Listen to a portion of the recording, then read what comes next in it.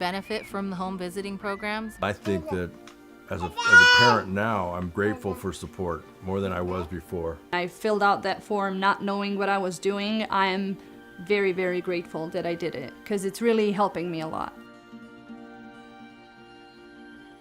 Bueno, creo que por mi parte esperaba algo totalmente diferente, como un programa más frío, por decir algo, no tan cercano a la familia.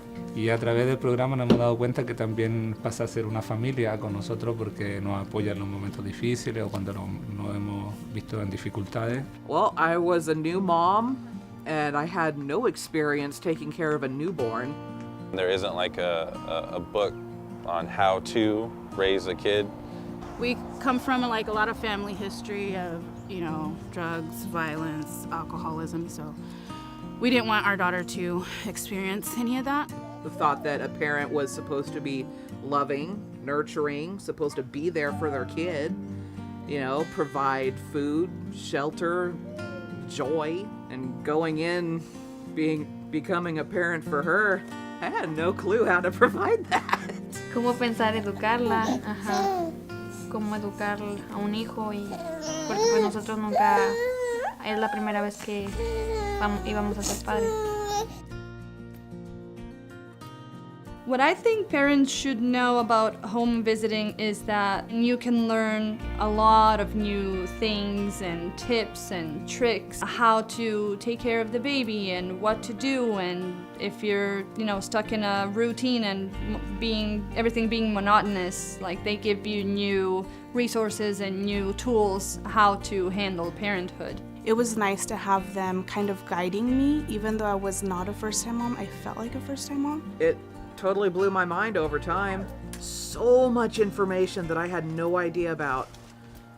She was straightforward when, teaching me this stuff and answered any of my questions. It's just a really positive experience. What I think that parents could benefit with the program is just having someone here for you, especially for first-time parents. It can be very isolating and it can be very lonely, and having the home visitor changes that and it feels very good. For me, having a home visitor is like having a second mom there. A lot has changed. I'm definitely more knowledgeable taking care of her, and I know that anytime I need advice or help from somebody, I can just call her. It's just that little positive nudge to, hey, I'm noticing something, let's find a way how to change it. And she's like, you know what, Amanda, let's pick you up, dust you off, and let's go over to, see about either getting your driver's license or seeing about, going to college, see if we can start something for you. It's totally worth it. Like, even if you're on the fence at first, you don't feel like having a stranger coming in your house and teaching you about your little one, do it anyway. You get the help that you need. You get professional advice on things you may not know about your child. And the fact that the program has no fees or anything, it's all totally free, is fantastic.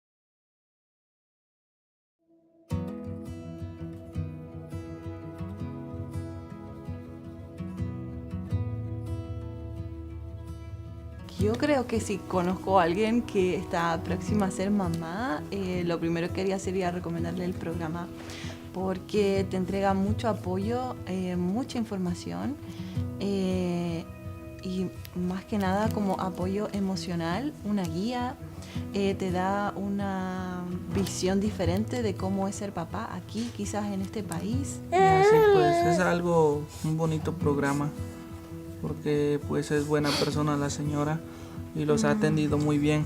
Pensé que nada más iba a ser un programa de orientación quizás para los nuevos padres, pero creo que nos llevamos una linda sorpresa porque Gaby es una persona muy cercana a nosotros, es como parte de nuestra familia. Call the Mendocino County Board of Supervisors December 17th, 2024 meeting to order and invite the clerk to conduct roll call. Supervisor McGordy? Here. Chair Mulhern? Here. Supervisor Hashak? Here. Supervisor Williams? Here. Please rise for the Pledge of Allegiance. I pledge allegiance to the flag of the United States of America and to the republic for which it stands, one nation, under God, indivisible, liberty and justice. Thank you. At this time, we are on agenda item number 2, public expression. Public expression is the portion of the agenda that allows the public to speak for 2 to 3 minutes on any item of interest so long as that is within the subject matter jurisdiction of the board. While members of the public are welcome to address the board under the Brown Act, the board is prohibited from engaging in deliberation or taking action on items that are not on the agenda. Any member of the board is welcome to add an agenda item to a future calendar by working with the chair and the clerk of the board. If you wish to provide comment on items of interest within the subject matter jurisdiction of the board that are not on the agenda, please come forward at this time. If you could please form a line at the podium so I can tell how many speakers we have, that is helpful. If you could state your name for the record, that is also helpful. If you are on Zoom and wish to make public comment on non-agendized items, please use the raise hand feature or press *9 if you are calling via telephone. Good morning. Good morning. Eileen Mitro. As a spokesperson for Climate Action Mendocino, a member of the Climate Crisis Working Group of Grassroots Institute, and an active county resident, I'm here to express profound gratitude for all the efforts this board has made for climate action. Some of you were on the Board of Supervisors in 2020 when you passed the Declaration of Climate Emergency Resolution, which has guided other climate considerations within the county for several years now. This board unanimously passed the Net Zero Carbon Reduction Fund of $2 million to take concrete actions to reduce the county's carbon footprint. EV charging stations are in the works for the county administration buildings and social services. You're in the process of converting the county's vehicle fleet to hybrid and electric vehicles, and you've made the decision to lease some vehicles instead of buying, servicing, and selling vehicles. You are also in the process of acquiring electric buses for MTA when and where possible. And as we'll hear during the meeting today, what progress Amoresco is making to upgrade the county buildings for energy efficiency. That's huge. The net zero carbon reduction funds have been threatened all along the way because of county budget issues. As a board, you have been steadfast in your commitment to accomplish these goals, and our gratitude to you for your continuing commitment is deep. Further, you voted to divest from any county investments in fossil fuels and have taken other actions to do what you can do to promote a cleaner, greener county. And here's a parting nod to Dan Jurdy, sorry he's not here, District 4 Supervisor, who has been on the board for 12 years, traveling from Fort Bragg and giving so much of his time to so many other boards, Sonoma Clean Power, MCOG, and County Employees Retirement Association, and to Glenn McGordy, my own District 1 supervisor, with whom I've spent hours in discussion about many of the county's topics, from Jackson Demonstration State Forest to Potter Valley Project. Thank you both for your time and diligent service. We'll miss you. And thanks to all of you for the work that you've done and the progress you've made on climate action. So. Thank you. Good morning. Please come forward. So many timers. Steiskal, it's Steiskal. My last name, Tobin, Tobin, or Toby, or T, or Mr. T, but my last name is Steiskal. I'm on Family Medical Leave Act, so this is a mental health day, and for mental health, my therapist tells me that social justice is a good thing. And before your kids knew what hashtags and acronyms for DEI were, I met Angela Davis and the United Farm Workers and the Shoshone and Bannock Consolidated Tribes of the Fort Hall Indian Reservation. So I initially would like to recognize this land as not anybody in here's, well, in front of me, unless you're Pomo. Yeah, and the other indigenous peoples that were murdered on this land. Sorry, I don't have a bow tie. I just have a hat. So I have 3 points. Well, one, an icebreaker. This is the only red card I have, and I'm a member of the Industrial Workers of the World. I played American Youth Soccer Organization football from age 4 to age 11. That's supposed to be funny. So pay your workers more is the point. You don't have to doom scroll or go to the dark web to read a newspaper. And I'm glad the Anderson Valley Advertiser isn't here anymore, because print journalism is not dead. So don't burn books. I'm an employee as a library assistant of Mendocino County. This is San Francisco's library card, the Humboldt County Library card. Dr. Chris Cooper is the director of the Humboldt County Library. He was the Fortuna Branch librarian, where my wife and I lived for a few years before we had to move here. So I guess I'm a transplant. And lastly, get the money from the federal government for using our emergency waves. I had to sit through 18 hours of Federal Emergency Management Association chain of command, blah, blah, blah. To know, do I need to know how to make sandbags for my neighbor, which I did a week and a half ago next to Willits City Hall in the rain for 5 hours? Or how to perform CPR and AED, which this county graciously provides as a professional opportunity for myself? So if you want to make your workers happy, maybe you shouldn't promise things and not deliver them every 3 years. I'm glad Carmel isn't here anymore, because politically she didn't really help the Service Employees International Union 1021.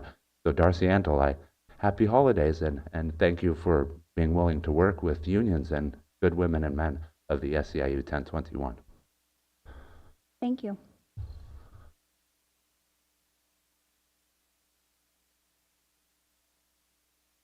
Good morning. My name is Catherine Anello, Anello. And today I'm here once again. I was here a year ago. You may or may not remember I came here about the 5% dispensary tax. So I'm here today again representing the cannabis industry, and I've been doing taxes and accounting for cannabis for the last 5 years. And for the last 3 years, I have witnessed 35% of the county farms closing down. And in this year, in the last week, I've had 5 phone calls to close their corporations.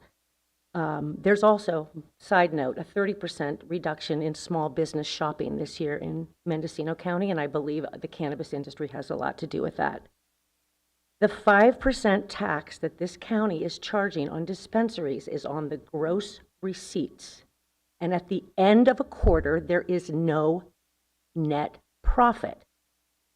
This, if you're in the county and you're a dispensary, you cannot pass that 5% charge on to your client or consumer that is already paying 23% just to make the purchase statewide, because the dispensary down the street, a mile away, does not have a 5% charge, and therefore, to be competitive in pricing, we cannot pass that along or we will go out of business in that sense. So the disparity is crazy. I can't even really understand how anybody let this happen. Not to mention the plethora of dispensaries that the county has allowed in the last 3 years, particularly one that is only 25 feet away from an existing dispensary when the law says 250, and I don't know whose hand got greased on that one, but the dispensary that I represent was not even notified that this other dispensary was going in 25 feet away. causing a complete conflict of interest. Now, on a side note, because I know I'm out of time, in 2024, in the last quarter, we did not have the funds to pay. And they had $38,000 profit, and at the end of paying the county, we had $9,000, which was our rent that was due the next day. Payroll 4 days later. It's unsustainable. Since the program started, this particular dispensary has given them $1 million. Where is that money going?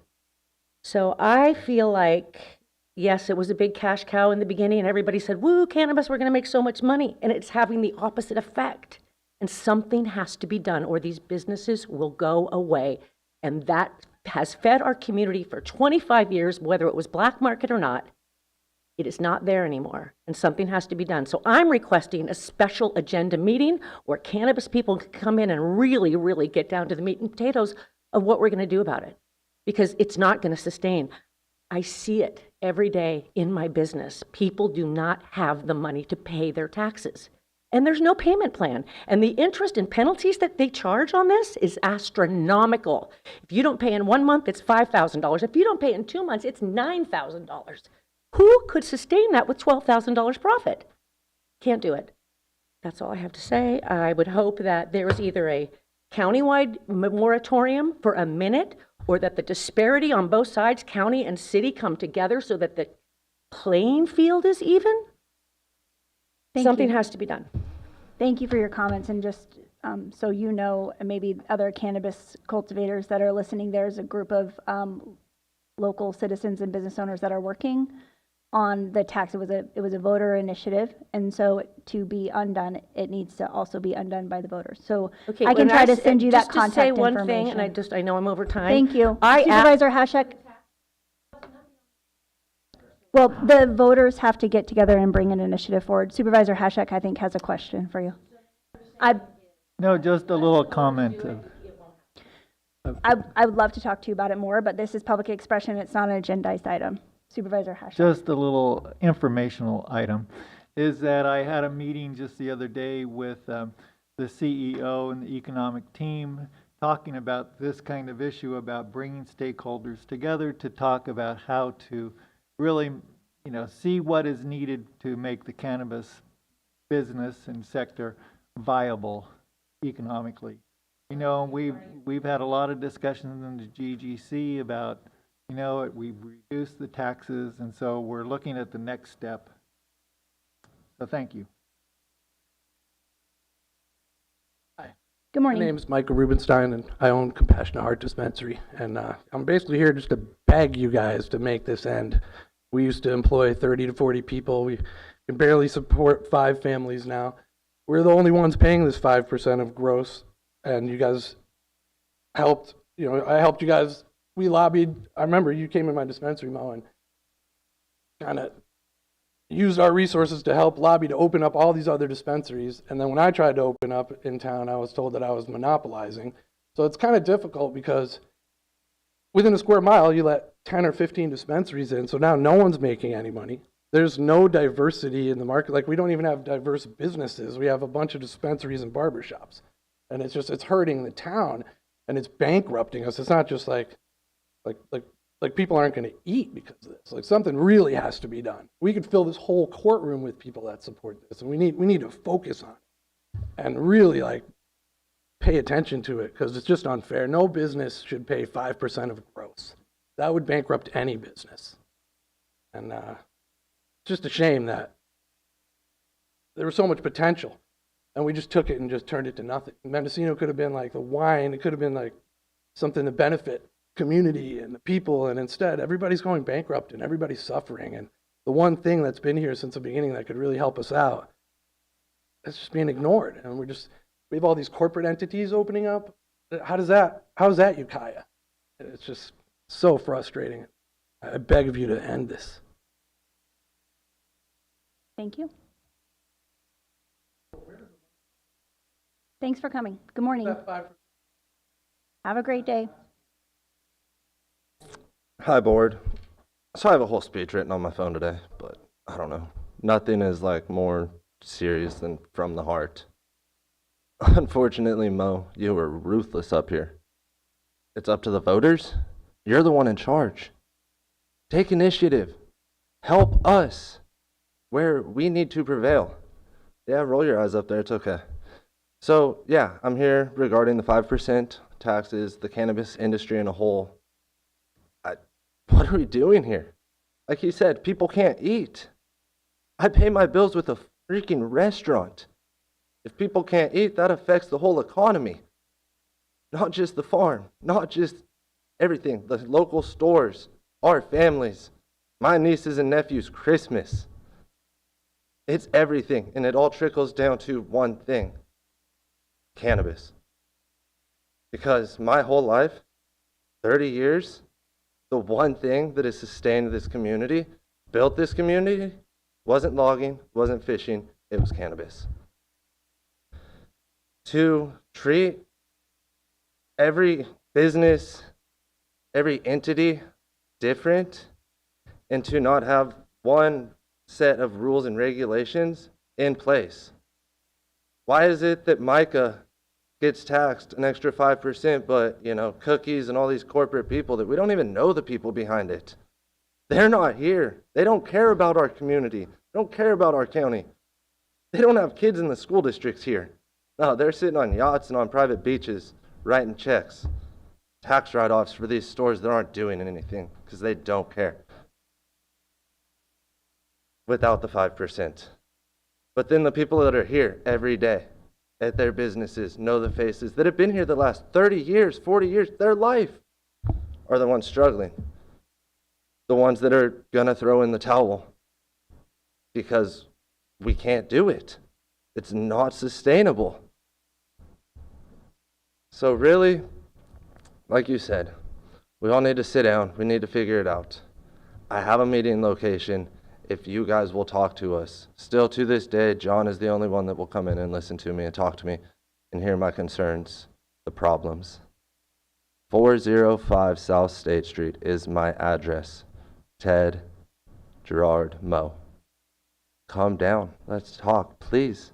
Let's resolve it. I don't want to be angry with you guys, but when you guys do nothing to help us and you just laugh and you don't listen to us at all, like I said the last time I was up here, everything we say goes in one ear and out the other because you guys do the exact opposite of what everyone says here. We need to have guidelines. We need to have a statewide regulation for businesses. No one should be charged 5% extra. They should be paying the same as the guy down the street and the same as the dispensary in San Francisco. No other businesses work so differently. We need to make a change. Let's do it. Thank you. Thank you. Cody Aiken, are there any additional comments in the room? Seeing no one come forward, are there any comments on Zoom? You can use the *9 feature or raise your hand. We are on public expression. Okay, seeing no one else come forward, we'll move on to the consent calendar. Item 3M will be pulled for separate consideration. Are there any board members that wish to pull an item? Supervisor Williams? Move approval of consent calendar. I'll second. Thank you. I'd like to call for public comment on the consent calendar.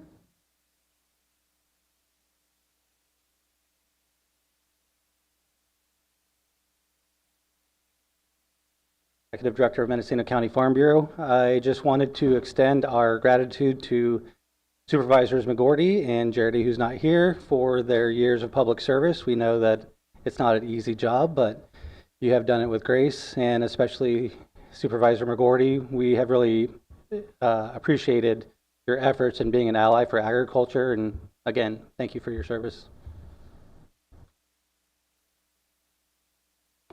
I'm not seeing any additional members of the public coming forward, so I would invite anyone on Zoom that wish to comment on the consent calendar to raise their hand or press the *9 feature.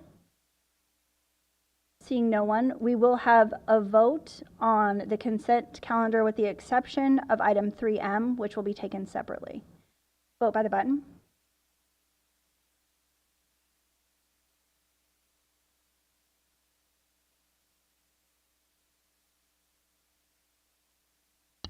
The motion carries unanimously.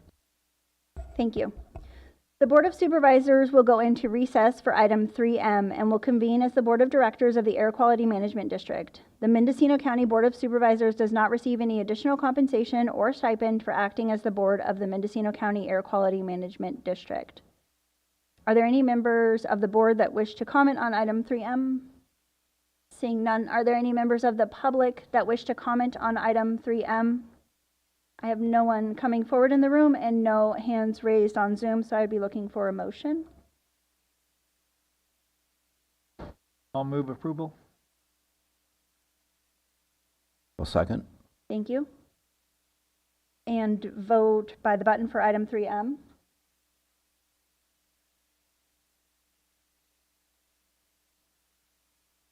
The motion carries unanimously.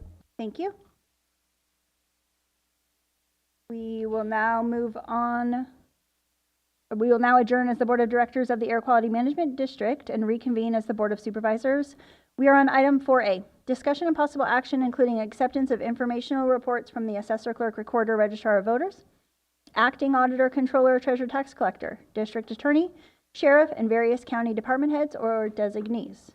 If you could please come forward and state your name for the record. Good morning, Board of Supervisors, CEO Antle, County Counsel Scott, Sarah Pierce, Acting Auditor, Controller, Treasurer, Tax Collector. I just wanted to take a moment to thank the Auditor, Controller, and Treasurer Tax Collector's offices for all their hard work, dedication, and determination over the last year, which has been a challenge for all of us. So I wanted to just give a brief update of over the last few weeks that have been happening in both offices. On the TTC side, the staff want to recognize and thank HR and the Board of Supervisors for the help with and approving the reorganization of the department. This has had a substantial positive effect, enhancing employee morale, and is in a large part why we still have senior staff in this department. The efficiencies we have seen as a result are significant. As of yesterday, the TTC staff has posted nearly all of the tax payments that have come in for this year. And are on track to post all of them by Friday before the holiday break. This year, the total charge for property taxes was $184 million, of which the TTC has received about 54% of that, and is on track to post roughly $99.6 million by Friday. The TTC staff would also like to give a big shout out to Tammy from the Executive Office, who has helped the last few tax seasons with phones and mails. It has been a huge help. I would also like to note that we've seen a significant increase in those paying by electronic payment, about 33% since we've gone live with Aumentum, so it's a positive impact. While the electronic payments do not provide more efficient processes, it does help eliminate some of the additional work with Treasury, with cash handling and checks. The last comment I would like to make is that we have posted the position for the Chief Deputy, and when this position is hired, the main focus will be on the auction process. So for the auditor side, the staff is working this week to distribute the 55% teeter to all the special districts. Staff is also working to gear up on sending out 1099 tax payments by the end of January. As of yesterday, I signed off on the draft 23-24 Annual Comprehensive Financial Report, the ACFR, and the single audit. So we're on track to have the finalized audit by December 31st, which is the statutory deadline. So we're on track. The last comment I would like to make is that the auditor staff is also working on completing the cost plan A87 report, which is on track to be submitted timely this year by January 31st. We appreciate all of the departments working together with the auditor's office to ensure we are meeting the statutory deadlines. Thank you. Thank you. Supervisor Hashak has a question. Well, when you said that you're waiting to do the auction for that person to be hired, so when do you think that the auction might happen? It depends on, right now, with the current resources we have, we are not able to handle that task. The Chief Deputy position, when it gets hired, will be in charge of that process. I believe it's about a 200-day process to complete the full auction, so it will not be until probably towards the end of next year. Okay, thank you. Supervisor McGordy.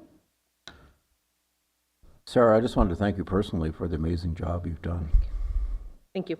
And, you know, where we were 3 years ago and where we are today is like night and day. And CEO Antle also deserves a lot of recognition for taking on a very difficult project and coming to such a successful conclusion. And I personally thank you. I consider it to be a great accomplishment of this board.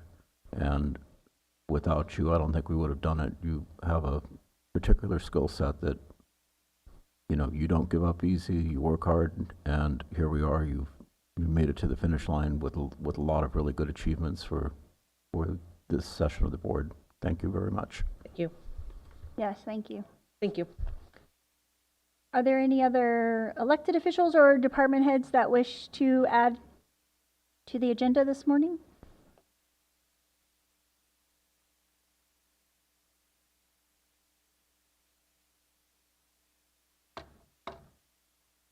Morning, Sheriff. Good morning, members of the board and CEO.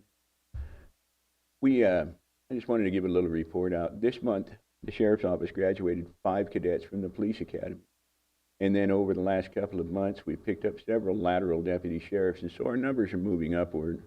And I kind of wanted to just say thank you to yourselves and the CEO. Some of the things that we have worked on together are beginning to come to fruition, and the county is becoming safer. And I just wanted to tell you that I do appreciate it. Glenn, you're coming to the end, and I'm going to miss you. You've been a good friend. Anyway, I just wanted to throw out a real quick thank you to all the members of the board and the CEO. We're getting where we need to be, and I appreciate it. Thank you.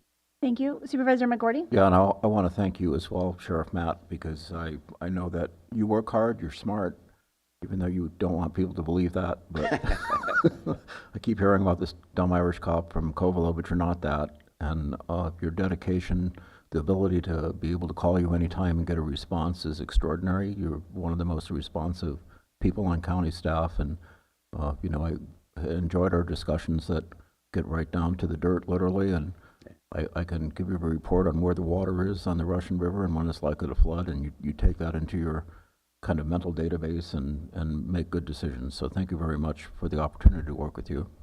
Well, our best discussions always happen while you're covered with tractor grease, so thank you, Glenn. Thank you. Okay, I don't see any additional department heads coming forward. Are there any members of the public that have comments? Seeing none and seeing no hands raised on Zoom, we will move on to item 4B, a noticed public hearing, discussion and possible action including adoption of resolution amending Exhibit X, Mendocino County Master Fee Schedule, effective February 15th, 2025. Good morning, Mr. Hallman. Good morning, Supervisors. Good morning, Chair Mulherin, on your last one, at least for a little while, another 5 years. CEO Antle, County Council Scott. We have a very small fee hearing today. Most of it is in response to direction from the board to remove some fees directly in line with the Friends of the Museum taking over and dealing with the admission at the museum. So I'd like to go ahead and see if I can share my screen.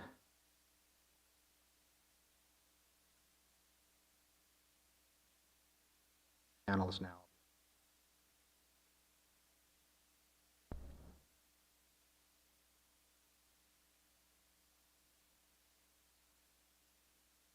Okay, these are the fees that were asked to be removed, working with Karen Matson up at the museum to have these fees reduced to zero. Now that the nonprofit group is managing this, there is no longer a cost associated with the entry fees. And again, the board did direct that 3 meetings ago, and going ahead and making sure that this gets taken off. And since we're here, I was working with the library and Barb, and she had brought up the need for a separate fee for color copies because they do cost us more. And unlike the 10-cent fee where we're required to charge only 10 cents directly related to election law, color copies aren't part of that, so it's more of a service. So we're bringing forward a copy fee for 25 cents for across the county, and I'm very thankful for the library bringing that forward and working with us to help develop that for the county across. Thank you. Supervisor Hashak has a question. Well, just a comment about the reducing the fees to zero for the museum allows this transition that we've all talked about, and it's going forward. This is part of the plan to transition it to this the Friends of the County Museum nonprofit, and so it's all part of the big picture, and it's moving along, and I appreciate the museum's collaboration on this and the Friends of the museum and their willingness to take it forward. And I think this is a big step forward, even though it seems like a little thing, but it is part of really moving it to that new model. Thank you. Supervisor Williams. Move the recommended action. I'll second. Thank you. Are there any members of the public that wish to comment? Seeing no one come forward in the room and having no hands raised online, I also just wanted to make sure that we verify this step that the public hearing was properly noticed. Proper notice has been established. Thank you. And we can vote by the button. Yes. Well, there wasn't.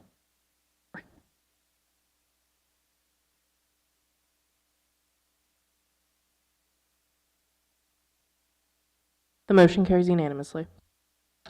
Thank you. Thank you.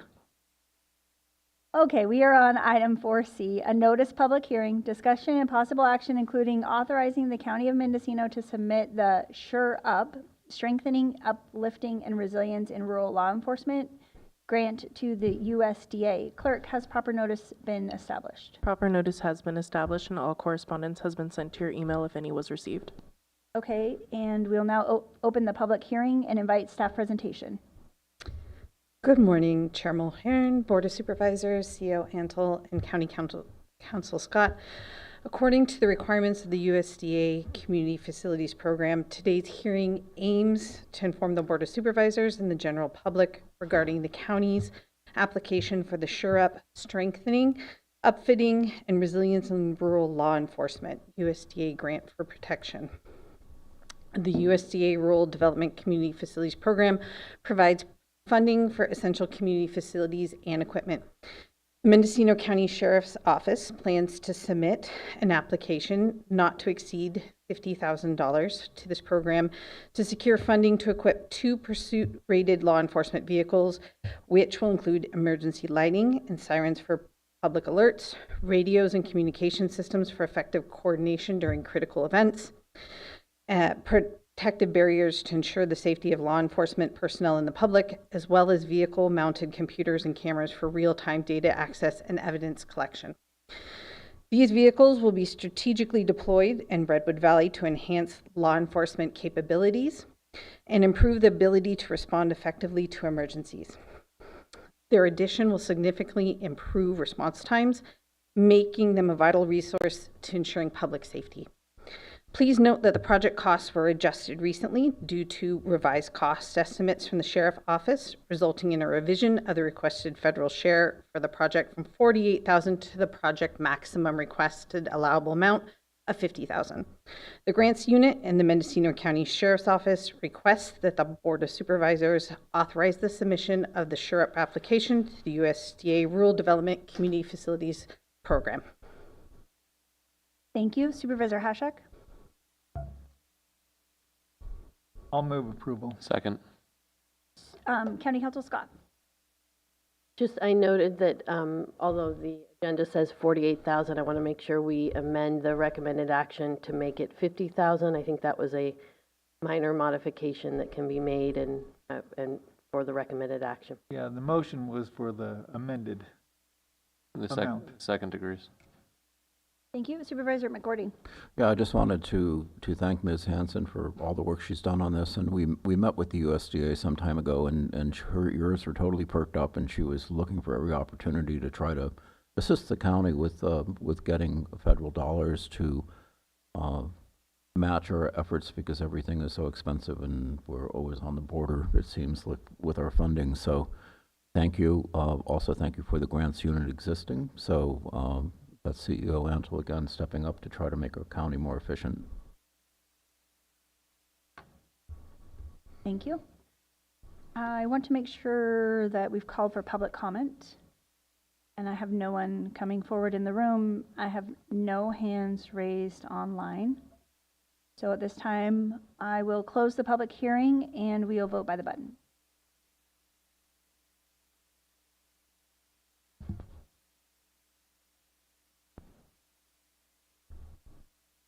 The motion carries unanimously. Thank you. We will move on to item 4D. Discussion and possible action including approval of publication of the Mendocino County Library Annual Report for fiscal year 23-24 and acceptance of Library Advisory Board's annual report and requests to the Board of Supervisors. Good morning. Please come forward. Good morning, County Librarian Melissa Hannum. So the Library Annual Report is written for the public, and it has the budget line items as well as different discussions of things that the library does for the community, including outreach, discusses the different branches, and it kind of like lays out a lot of the really positive things that the library has offered within the last year. And then we also have the Library Advisory Board report, and I'd like to introduce the Library Advisory Board. Well, Michelle. Good morning. For those who don't know me, I'm Michelle Bisson-Savoy. I'm the chair of the Library Advisory Board, and we did submit a report to you, and I wanted to make a couple of highlight points to you if you have just a few moments. Yes, please go ahead. The Library Advisory Board was established in 1970, and it acts as a capacity to the Board of Supervisors to make recommendations to the county library and the Board of Supervisors regarding issues of county library operations. Policy, services, programs, review of the budget programs and recommendations, considerations of proposals or requests submitted by citizens or groups pertaining to the county library operations and matters affecting public library services in Mendocino County. There are 9 voting members of the board. I could let you know who those are if you'd like me to read those into the minutes. Yes? Okay. District 1, Roseanne Wetzel, she's the secretary. District 2, Michelle Bisson-Savoy, that's me, I'm the chair. District 3 is Lou Chichester. District 4, Carol Poma. District 5, Michael Schaefer. City of Fort Bragg is Linda Stumpf. City of Point Arena, Larry Riddle. City of Willits is Olga O'Neill, she's the vice chair. And City of Ukiah, Susan Scheer, she's the county, and the county librarian, Melissa Hannum, and she's non-voting. The board meets 6 times a year, rotating between the individual library sites. And the goal is to support the library system and ensure the revenue is used wisely. The board is made up of volunteers. We meet bi-monthly to advise the library director and hear feedback from the community. There are a couple of things I want to point out that are in the report. One of the subjects that comes up a lot is what do the libraries offer for services? Starting on page 3, there are 3 pages of programs, events, and services provided by the libraries. They're broken out by things that are provided by all of the Mendocino County libraries. Obviously, I'm not going to read them, but I do recommend that you look at the report and that the public please review them and see what's available at their particular library. There are branch-specific services, and then there are ongoing branch programs. One of the highlights this year took place in John Hasek's group, and that was the Friends of the Round Valley Public Library, along with, of course, the county employees, submitted an application to be the best small library in America, and they won that award. It's a very big deal in the library and book publishing industry. They were named it by the American Library Journal, and it really talks about all the wonderful things that take place at the Round Valley branch in Covelo. That Round Valley branch was created by the Friends of the Library. The Friends of the Library are really the backbone and foundation of the Library Advisory Board. So if you're participating in library services at your branch, there's a good possibility that the libraries event that you're attending has been paid for and is funded by and supported by the Friends of the Library. In Fort Bragg this year, if you look at that page on the report, you'll see that there's a drawing submitted of the addition that's going to take place at the Fort Bragg Library. And that is also funded by the Fort Bragg Friends of the Library. And that's a major contribution by the city, by the community people. First they bought the lot, and then they got the lot leveled and ready to be built out onto, and then the building was designed, there's architectural plans, and now it's going to go ahead. It should be scheduled to begin in late '24 with a shovel-ready phase to begin by 2025.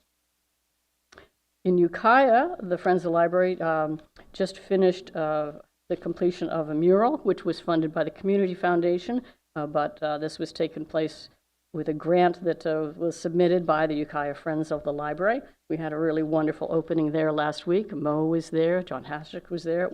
It was quite lovely. So if you're driving down Perkins Street and you come to the stop sign, you look over, you see the mural, you know it's a library. There are a couple of things that the library is working on, a couple of state mandates. One of them will require student success cards in public libraries. This is by 2029. So already started planning for it, and there'll be a soft rollout this year. The student success card gives elementary school students access to the library. And it's been shown that children have better literacy rates when they have access to a public library card. Currently, Fort Bragg and Coast Community branches are working with their school systems to get students cards for all students for pre-K through seniors in high school. So the pilot has been successful, and they're starting to roll it out to the inland branches. They're also working on the California Freedom to Read Act, which prohibits public libraries from banning books or other materials because of the topics, views, ideas, or opinions contained in them, or in a manner that discriminates based on race. It also requires the collection development policies, which include a statement of concern or request for reconsideration of materials, be submitted to the state librarian by 2026. Melissa Hannum is leading the committee on that. The lab has 2 requests we'd like to make of the board this year. We'd like to request that the board make it a priority for the classification studies of the library positions. The library budget is in very good shape, and there's no reason for that to be delayed. And the lab would also like to know how the Measure O capital funds are being invested, as now that's a pretty significant amount of money, if you've looked at the annual report that the library submitted. That's it for me. You have any questions? Thank you. Supervisor, thank you for your presentation and for the report. Supervisor McGordy. Yes, Michelle, thank you and all of the volunteers for the hours and hours of service that they give to the community. It's much appreciated, and both the reports contained in our agenda are quite good. You can actually, they're literate. Not surprisingly. Imagine that. so they're fun to read through, and I know how much time it takes to do those sorts of activities. So again, my appreciation for the excellent support that Friends of the Library and the staff of the library give to Mendocino County. It's an asset that people who read tend to have better lives because they know what's going on. So thank you very much. Thank you, Glenn. I think the libraries have a very unique position within the county government in that there is a large volunteer army that provide all kinds of things for the libraries. They, do setups, they do takedowns for events, they provide funding. They're just always there and available for personnel, opportunities to take care of things. And then, of course, there's all the funding that is brought forward by the Friends all the time. So it's a little unique. But thank you very much for the kind words. Thank you. Supervisor Hashak.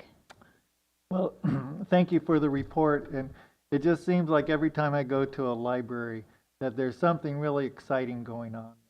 And it could be a whole variety of activities. But whether it's in Ukiah or Covelo or Laytonville, there's just lots of things going on in the library. I think the communities are very proud of what's going on. And certainly with the Measure O money and the donations from the Friends and all that volunteerism, that those are making it very successful.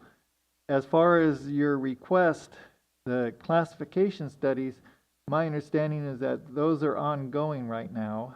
And Great. so they are being worked on. And then the capital funds and how they're being invested. I think a little bit later we're going to decide what to do with the roof, and that's going to be part of that. Terrific. Certainly that information about how those funds are used should be very open and be able to access it. We appreciate the information, and I know that it's complicated and hard with the county system, you know, to get all of that details out to us. So we do appreciate it. We really do. And the last thing is that this year, you know, Supervisor Jurdy and I worked on the reorganization of the administration of the county staff, library staff. And I think that we probably need to revisit that within the next 3 to 6 months to see how that's working for the staff and the administration, and just make sure that we're on track with what we've done. Yeah, I agree. And I want to thank you for being the star here of the county supervisors, because you have 3 libraries in your district. You have Willits and you have Round Valley, which is the shining star this year, as well as Laytonville. So we thank you for your support. Well, it's the communities working on it. Yeah. Thank you. And again, thank you for the thorough presentation. CEO Antle, I would like to request, and I would look to my colleagues to support, having a representative from the finance team or the executive office come to a library advisory board meeting with the information on Measure O and where it can be found. I think it's really important for the members of the public that serve on that body to understand and be able to articulate to the other community members how those funds are being spent. So hopefully we can agendize that in the next quarter so that everybody is on the same page with those Measure O funds. Supervisor McGordy? I move the recommended action. Second.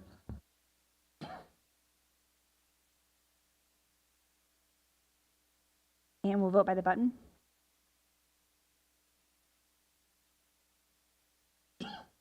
Are there any members of the public that wish to comment on this item? Seeing no one come forward and no one online. The motion carries unanimously. Thank you. We are now on item 4E, discussion of possible action including approval of agreement of North Coast Resource Partnership Memorandum of Mutual Understandings, MOMU, and acceptance of the regional update. Good morning. Good morning, Chair Mulheron and members of the board. I'm Karen Gaffney with the North Coast Resource Partnership. Appreciate the opportunity to be with you today. My understanding is that you're graciously offering to forward my slides, Chair Mulheron. Yes. And just a side note, raised in Philo, so great to be back in Mendocino County. So next slide, please. So I'm just going to provide a very brief overview for those of you who are less familiar with the North Coast Resource Partnership, and just want to acknowledge and thank you for your leadership, vision, and technical expertise, and especially acknowledge Supervisors McGordy and Jerde for their long service, and ask that you consider appointing new members to our Leadership Council in January. I'll also provide a brief overview of projects that have been invested in Mendocino County through the partnership, and then request your support for the MOMU. Next slide, please.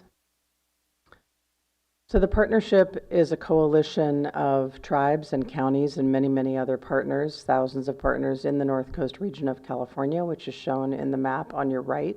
It includes the tribal lands as well as all are part of 7 North Coast counties and aligns with Region 1 of the North Coast Regional Water Quality Control Board. And the mission is broadly to enhance communities and watersheds in the region. It's held together by the principles that are articulated in the Memorandum of Mutual Understandings. Regional Contract Administration is provided by Humboldt County, and over $130 million has been awarded to the region to date, and that has been substantially leveraged, and that's for planning, capacity, and implementation work. Next slide, please. The Leadership Council of the North Coast Resource Partnership is nationally unique in that it combines sovereign nations with local electeds in making decisions about investments and policies in the North Coast. There is an executive committee that is co-led both by tribes and counties. There's also a technical peer review committee. Mendocino County has appointed Joe Scriven and Elizabeth Salamone to that committee, and they provide feedback and advice and guidance to the Leadership Council as well as to the staff. And then we have a variety of ad hoc committees that advise on particular areas of interest. We have, for example, now a Regional Forest and Fire Resilience Committee and an Illegal Cannabis Committee. Next slide, please. And this is just a photo of resolutions of appreciation that were given to Supervisor Jardy and Supervisor McCourty at our last meeting up in Crescent City. And just want to appreciate you and thank you for your service and say that you will be missed. It's been absolutely fantastic to have both of you on the Leadership Council these many years. Next slide, please. The NCRP is inherently multi-benefit and multi-objective, so it focuses on everything from fuel load reduction and wildfire resilience to infrastructure for water quality and supply. And Mendocino County has had a lot of funded projects for drought resilience and other infrastructure for water, things like fire preparedness, energy, community health and safety. There's also a very strong emphasis on technical assistance and capacity building for under-resourced communities, and then a focus on local economic vitality. Next slide, please. So just some examples of projects that have been funded in Mendocino County. To date, there's been over 61 projects funded in an amount of about $29 million, and that's been substantially leveraged. And that leverage amount is actually an under-reporting, and we're in the process of updating that. It's probably at least double that figure. Next slide, please. So in addition to the drought and infrastructure projects, this is an example of a significant project that's been funded and built on over time, the 10 Mile Creek Watershed Forest Health Pilot. And initial funding was provided through technical assistance and some demonstration project funding. And then over time, the project sponsors, in partnership with the NCRP, have been awarded over $6 million in additional funding from those initial investments from CAL FIRE, Department of Fish and Wildlife, and Coastal Conservancy. And they are implementing over 1,000 acres of really important projects in this watershed. Next slide, please. So moving forward, the NCRP continues to bring funding into the region. It has a strong focus on developing a region-wide illegal cannabis action plan to remediate toxic sites and some of the health and human impacts of illegal cannabis. We're also working on a regional biomass strategy, a regional capacity assessment and capacity investment plan to ensure that all boats rise with the tide, a CAL FIRE forest health pilot. Of interest, I think, especially to Mendocino County, we have upcoming funding for regional water and wastewater technical assistance and implementation. And then data collaboration for about $8 million with NASA and USGS to develop fine-scale data and mapping that supports all sorts of our work.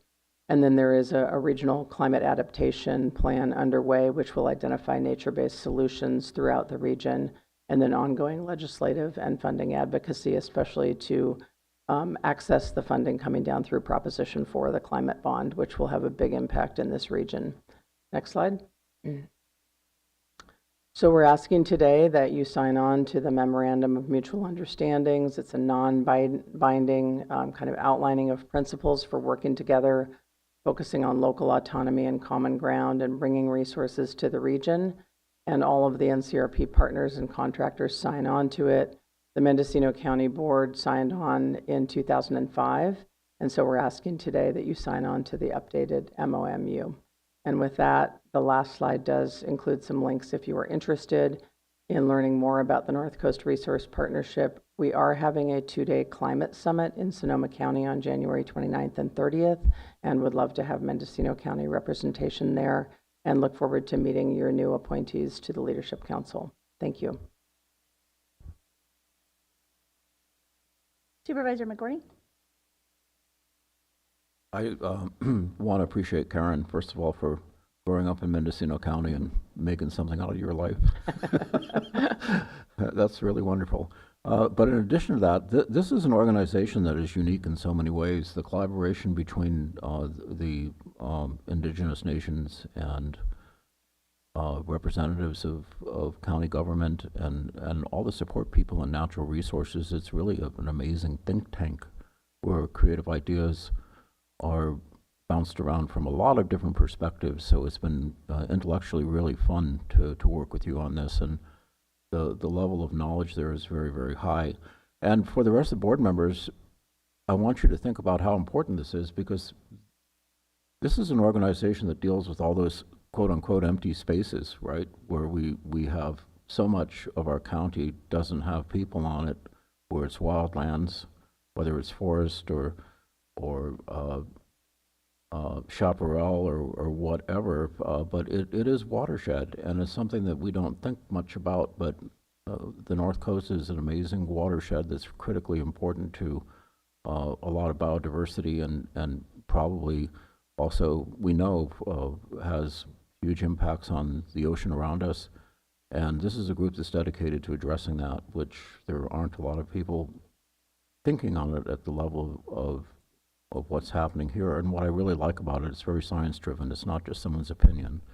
So I've really enjoyed my relationship with them, and I strongly encourage us to continue our relationship into the future. And I think it's well worth us participating in this MOMU. Thank you. Thank you.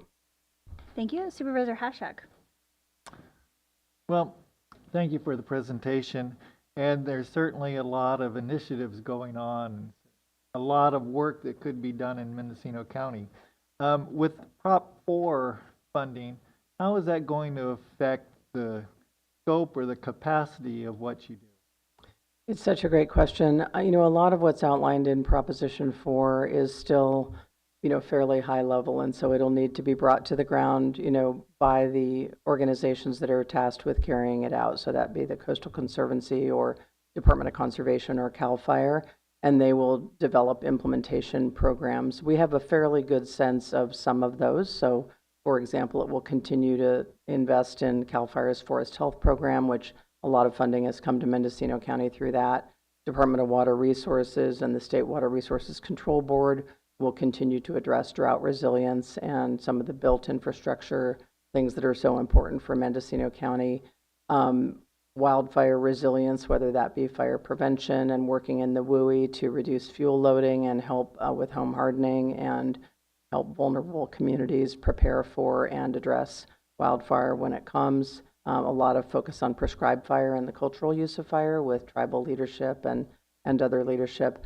And then a lot of funding for, you know, biodiversity protection and enhancement through the 30 by 30 lens of, you know, looking at our coastal ecosystems, our stream ecosystems, salmonids, addressing sea level rise. So there's quite a significant list of areas of focus, and the NCRP acts as kind of a synchro to make sure that our economically disadvantaged and historically underrepresented North Coast region gets access to those funds. All right, thank you very much. Thank you. Sounds encouraging. Thank you. Thank you. I'd like to invite public comment on this item. We're on item 4E. I have no one coming forward in the room, and I have no hands raised on Zoom. Move the recommended action. Thank you. Second. Thank you. We'll have a vote by the button.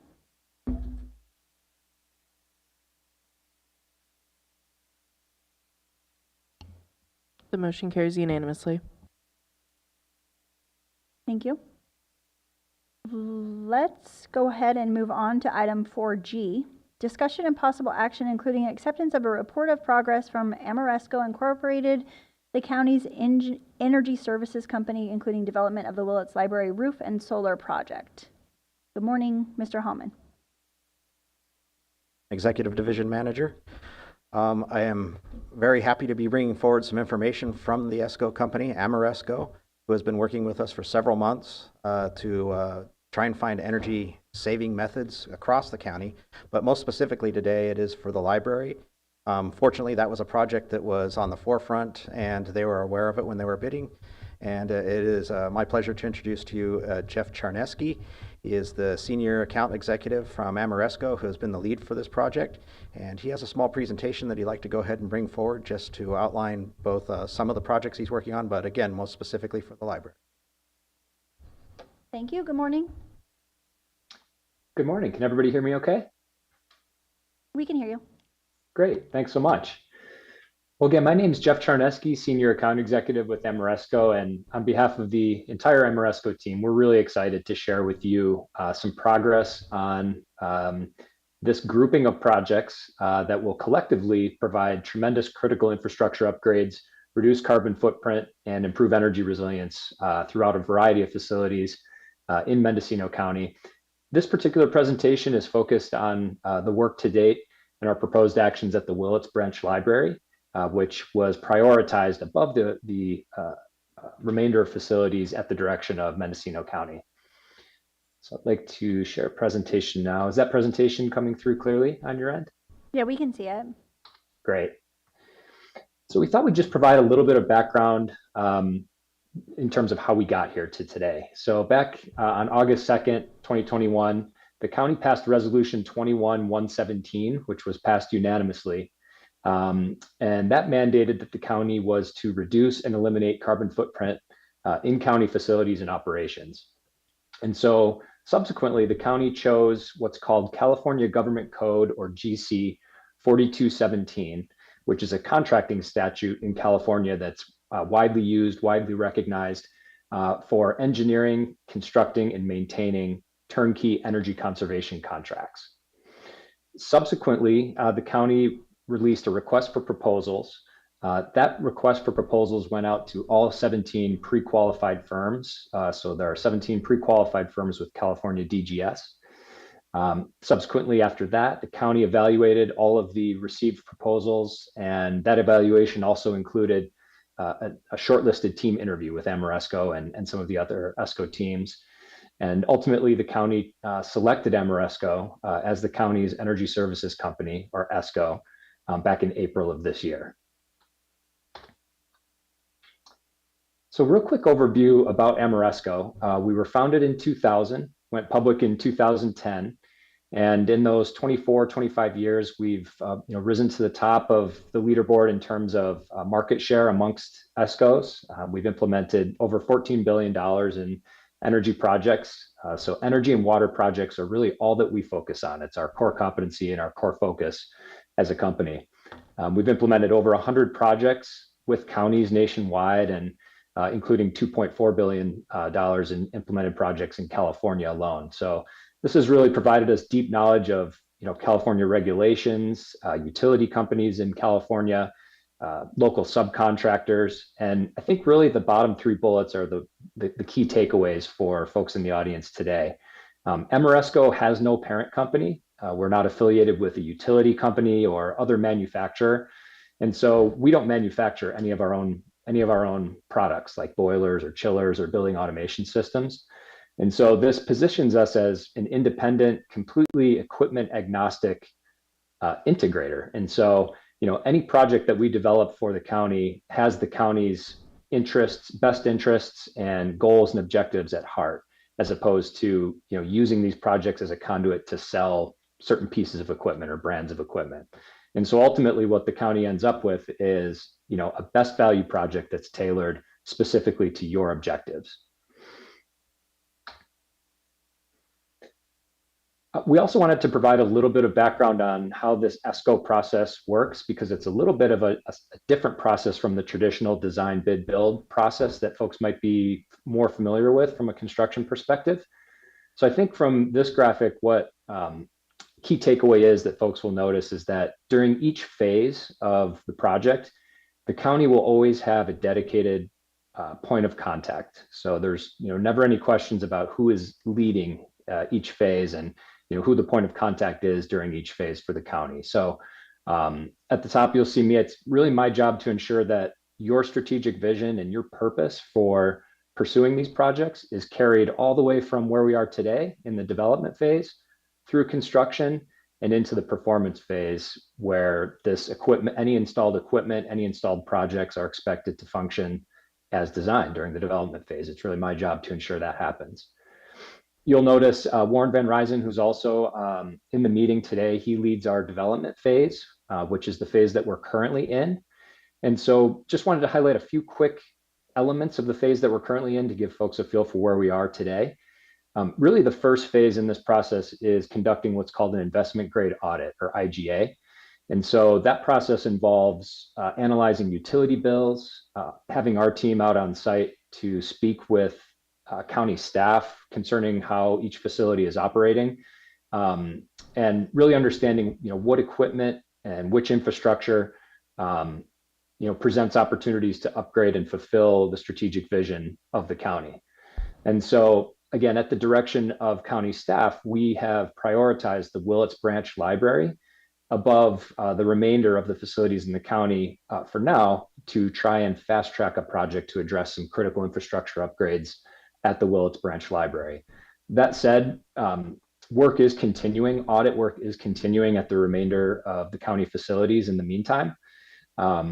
And I'll note in the end of the presentation that we will be seeking Board of Supervisors approval to actually execute a construction contract in February of next year. I think the materials you may have indicate January, but there were some discussions since those materials were submitted to the board, and it was decided that February would be a better fit for seeking that approval. Moving into the construction phase, this is when we actually execute subcontracts with local subcontractors. We begin construction.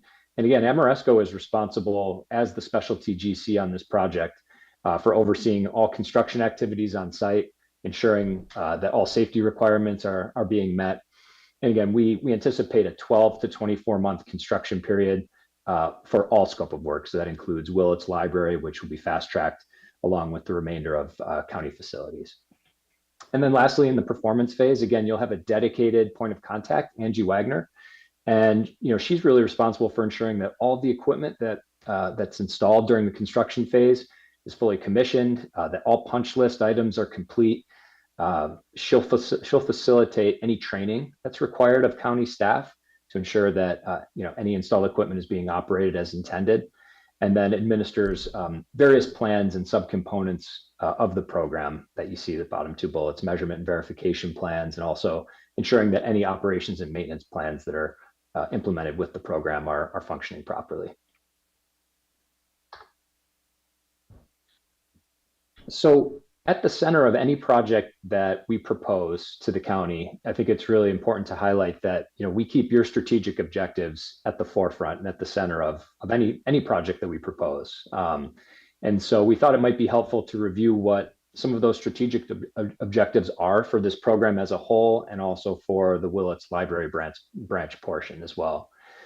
So certainly reducing carbon footprint countywide is a #1 priority as we understand it, along with demonstrating a commitment to clean, renewable energy.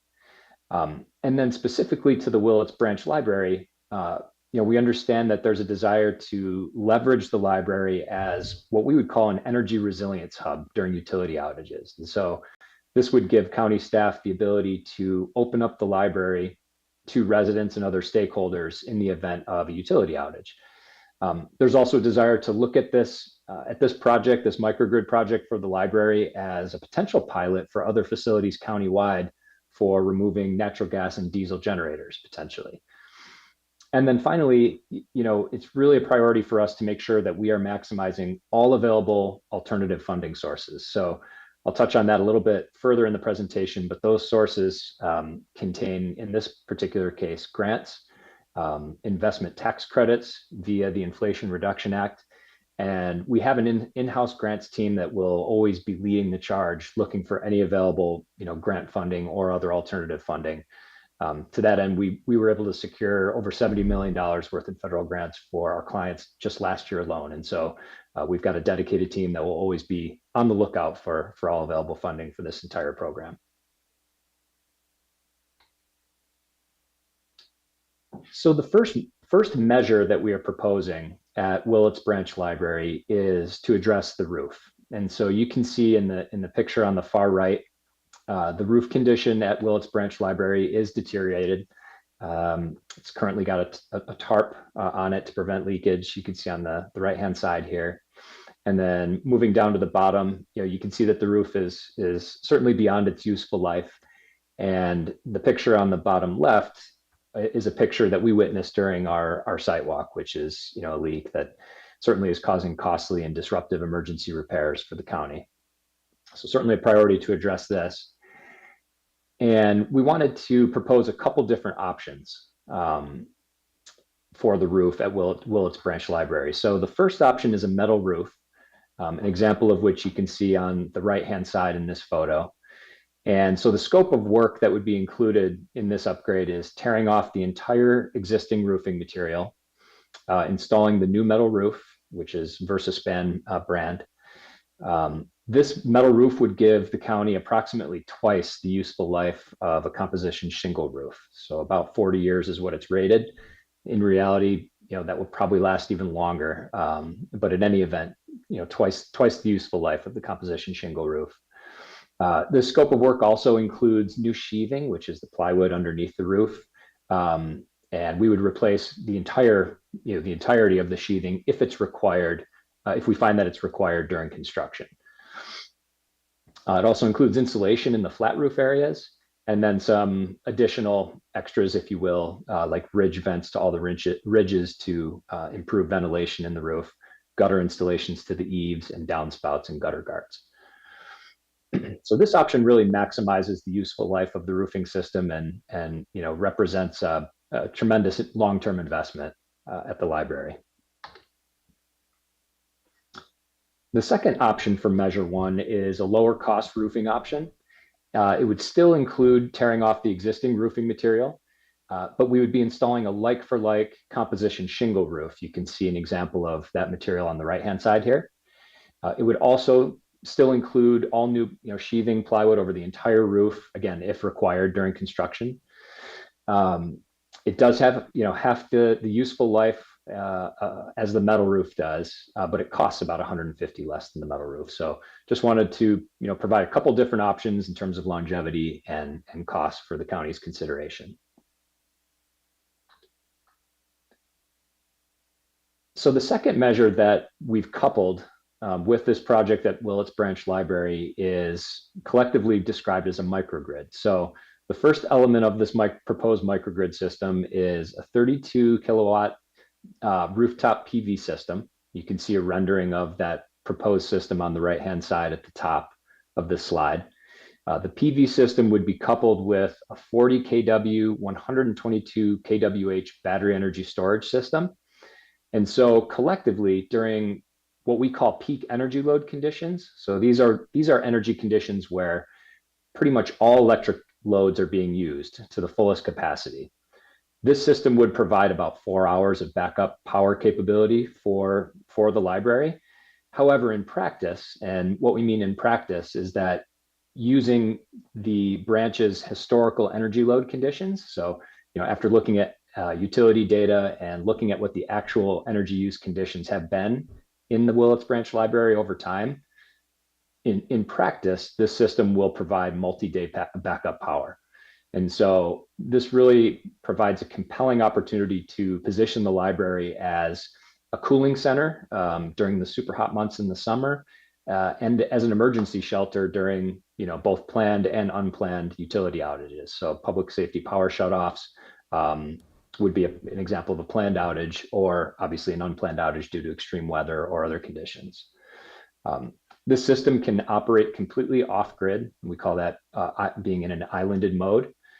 And the system also supports future electrification of HVAC equipment. So in the future, if county staff is looking to remove natural gas from this building, for example, using HVAC equipment, then we could, in practice, electrify this building completely with this project as sort of the base of that system.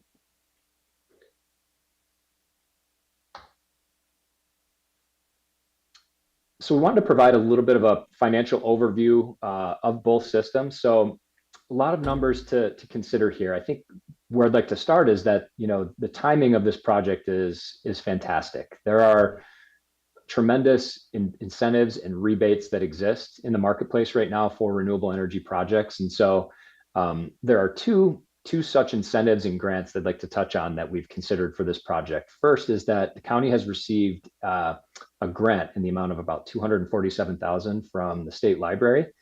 And so we've applied that grant funding to this project. And then also, as I mentioned earlier, the Inflation Reduction Act has a variety of credits. One such credit is called the investment tax credit. And that base tax credit amounts to 30% of the installed price of qualifying renewable energy systems. And so in this case, the second line is the solar PV and the battery energy storage system, or collectively the microgrid. And so the upfront costs associated with that system are eligible for 30% investment tax credit. And so that's where you see this number in the state library facilities grant column. So really the takeaway here is that, if the county decides to move forward with project option 1, which is the metal roof, the upfront cost to the county is circled in orange, so the $957,320. The total grant and investment tax credits that the county is eligible to receive is here, $387,386, which means that the net cost after those incentives are received for option 1 is circled in green, $569,934. We've highlighted those numbers in the same manner for option 2. And just to clarify as well, the investment tax credits were not always available for public agencies, for tax exempt entities. And so the Inflation Reduction Act changed that through a provision called direct pay or elective pay. And so the county basically gets to submit a tax return and receive the investment tax credit after the construction of this project, as if it was a tax-paying entity. So really a tremendous provision in the Inflation Reduction Act and a compelling event to move forward while these incentives exist.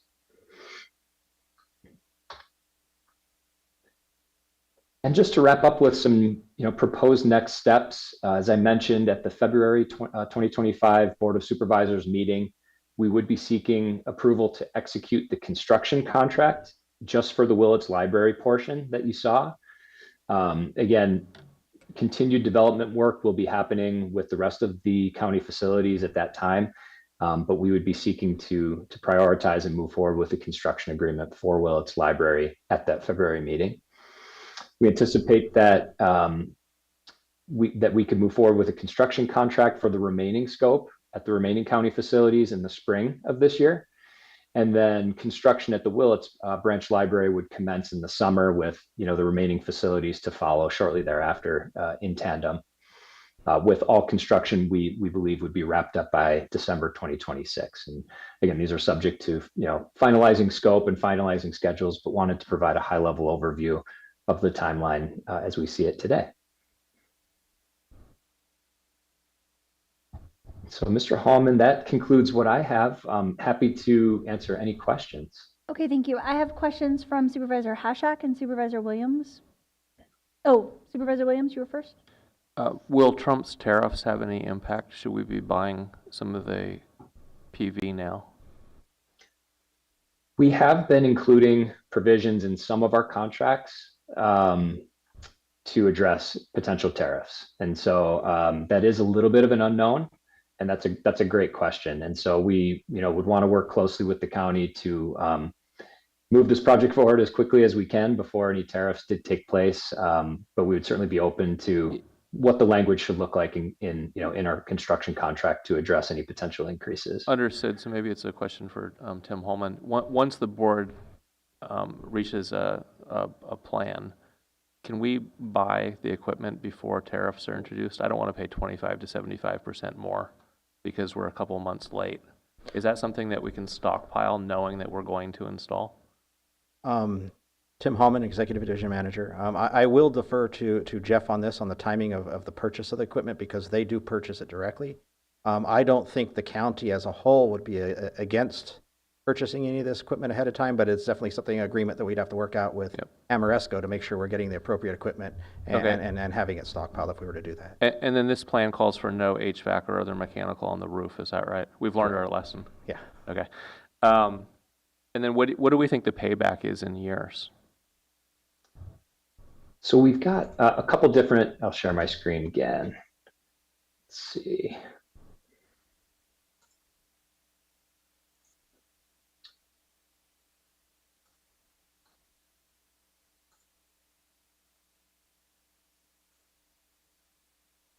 Well, for the metal roof, it's 38.9 years. Yeah, which is about the life of the roof, right? Yep. I'm Yep. So you can curious see. about the energy. Yep. So you can see the simple payback in years for each of the options, both per ECM or energy conservation measure, and for the total bundle.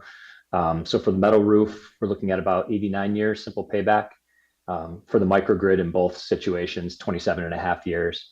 And then, the total payback for option 1, 38.9 versus 30 for option 2. Yeah, so but the lifespan of the photovoltaic is probably about the same as the payback period. Is that? That's right. That's right. Yep, we typically assume 25 to 30 years. Does that, unless there's a show your work slide, does that take into account the long-term trend in energy costs, fossil fuels relative?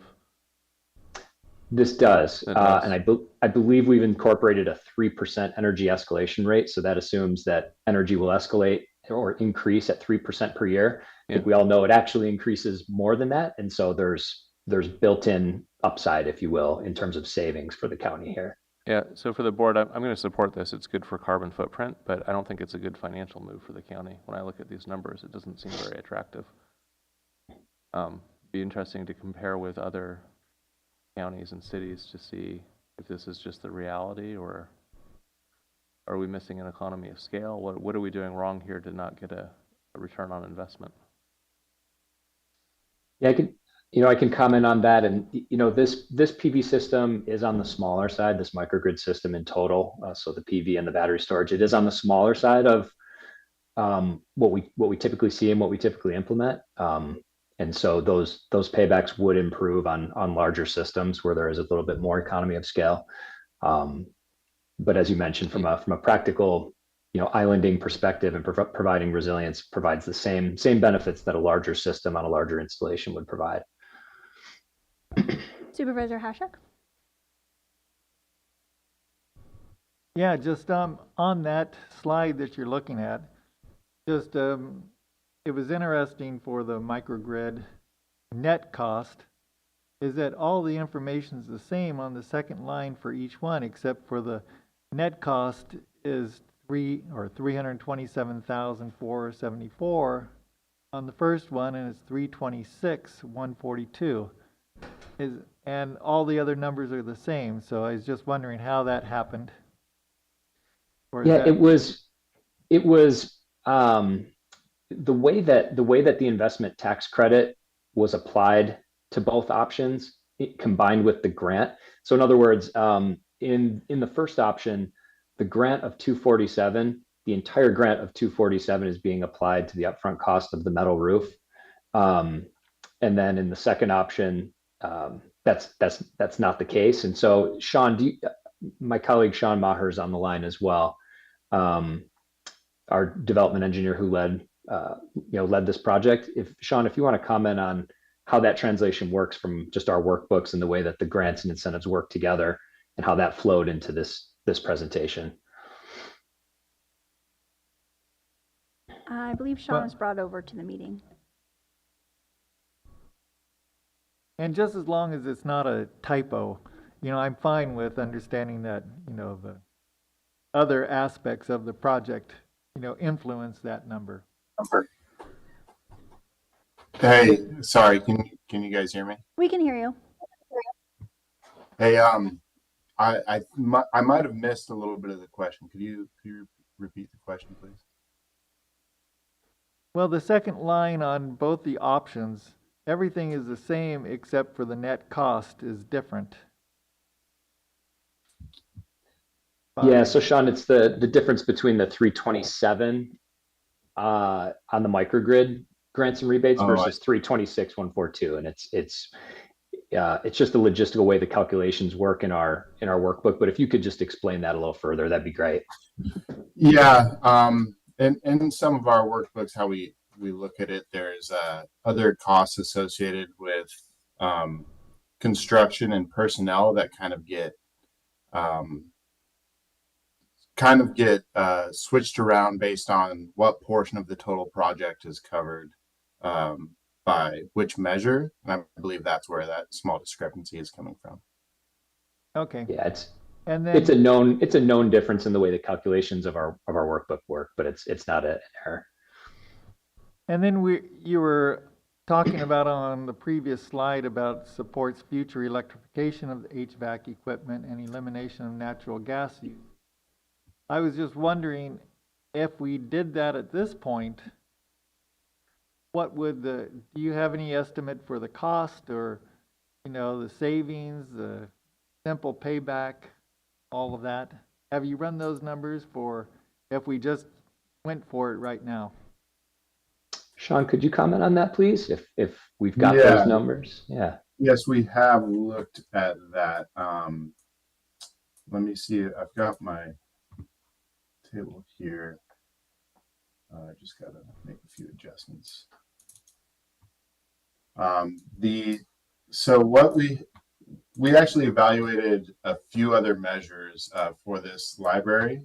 One was HVAC electrification, and the other was retrofitting the lighting. The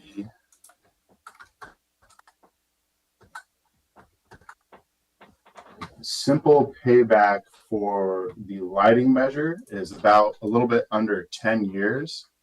And the electrification, the HVAC electrification is a little higher. It's at about 40 years. And that's because there's increased electric load and some reduction in the gas. But the retrofit of that equipment is more expensive to retrofit that those rooftop gas package systems with rooftop heat pumps.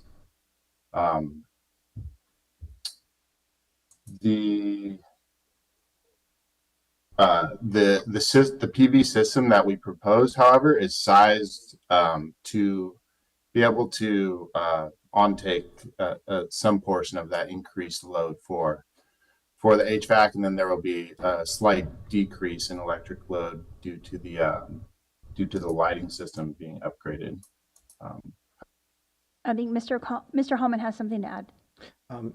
Tim Hallman again. I just wanted to make sure I pointed out that there are intentions to look at the HVAC systems on all the facilities in the second phase. So this is, of course, the first phase to implement this, but looking at all the facilities, including the lighting, that is part of the second phase that will be brought forward.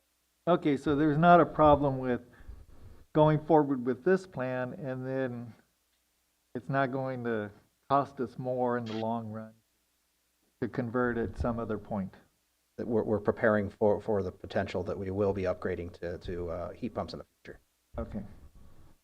All right, thank you. Thank you. And, I mean, at this point, do you want us to recommend what option we're leaning towards, or? Right now, between facilities and between library, and based upon inflation and the fact that leaving money in the bank account is not going to meet inflation, we are recommending that direction is given to produce the metal roof because of the lifespan. I mean, if we're looking at 40 plus years in our region, there aren't a lot of trees that are hanging over the library. We're not looking at the potentials for any significant damage in that area. We feel that bang for buck, putting a steel roof on the library is going to be the best thing to do, especially from a kick the can down the road kind of a thing. And if we come back for a roof in 20 years, what are the potentials that in 20 years that roof will probably be at or higher than the cost of what the steel roof is going to be now? Well, that would be my recommendation. Thank you. Supervisor McGordy? So looking at the cost, there's something also that are sort of intangibles that we can't put a value on that we should think about, though, because I think they're important. And one of them is the availability of this facility during an emergency, which is something that was also a principle that behind wanting to have microgrids on some county buildings so that if we do have a fire emergency or a PSPS, there's a place where you can go to charge your cell phone and cool off maybe. So that's something that we don't put a value on per se, but it is important to the community as part of our resilience. But the other issue is actually reducing our carbon footprint, and I don't know if that's calculated in the payback as well. The fact that we won't be producing, an extra share of carbon dioxide into the atmosphere if we're using energy we generated solar. So I see that as something that maybe is not in the equation that should be thought about. And then finally is the net present value of spending your money today, thinking about inflation and what's going to happen into the future. So as Tim said, our money sitting in our bank account is losing value faster than investing it into actually taking care of repairs on buildings. So I stole that from Supervisor. Well, whoever said it was a wise man. So I for that reason, I think that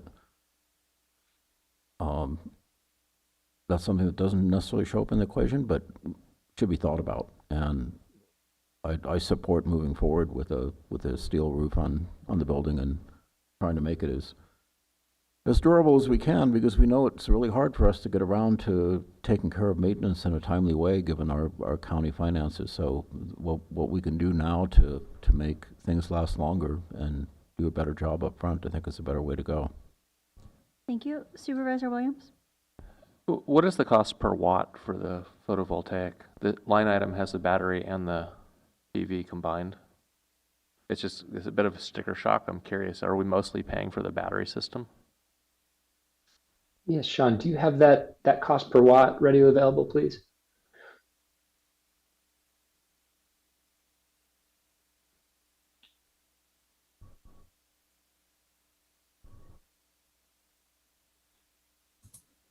Yeah, one second. I'm pulling that up. And have we Sure. received multiple bids? Is this fair market value for what we're getting? I'm aware of commercial and residential pricing for similar systems, and this seems really high, like it's a government special. I'm curious, is it because it's a harder installation at the particular site, or? The battery is certainly the more expensive portion of this. Our cost per watt for the PV system is around $4. Oh, that's for the combined. I'm sorry. And is this the actual cost, or is this an estimate and it'll go out for bid? We have some fixed firm pricing at this point, so that's actual cost. So do we, just for clarity, do we have multiple bids? It's a public works project? We receive multiple bids in our work. So is there a range from those bids, or maybe a question for County Council? What is the process for a public works project? Multiple bids for the board to analyze the range. In other words, how do we know if we're choosing the lowest here? Supervisor Williams, I can't answer that on the spot right now. I can have Matt Kudrowski, Deputy County Counsel, come in and to support the department, if you could give us a few minutes for that. Yeah, okay. So, second question while we're doing that. If we decide to install heat pumps at a future time, which is a good idea, will the board be in a position of needing to install more PV and more battery? No. But right now, the system is designed to last 4 hours, and maybe with historic usage, it'll last multiple days. But if we have heat pumps out there, it won't last multiple days. So my worry is we install this, and then we decide to do heat pumps. Now we're back there retrofitting a roof, having to figure out how to add more panels that we may not have contemplated from the start. Should we contemplate that now, even if we don't purchase it, at least have a plan to know where it will go? We have been joined by Mr. Kudrowski in the room. If you could answer the Supervisor Williams' questions about the bid process. So, Deputy County Counsel Matthew Kudrowski. Well, as Amoresco noted, the ESCO process is unique, and while well used, it is there's a lot of notwithstandings, other provisions of law in how this operates. So realistically, the county's not the one going out for bid. The county selected a contractor, and we're using that contractor and relying upon them for those bidding processes. And that's part of the issue we've been working on in terms of the contracts for this, is kind of laying out the expectation for that work going forward.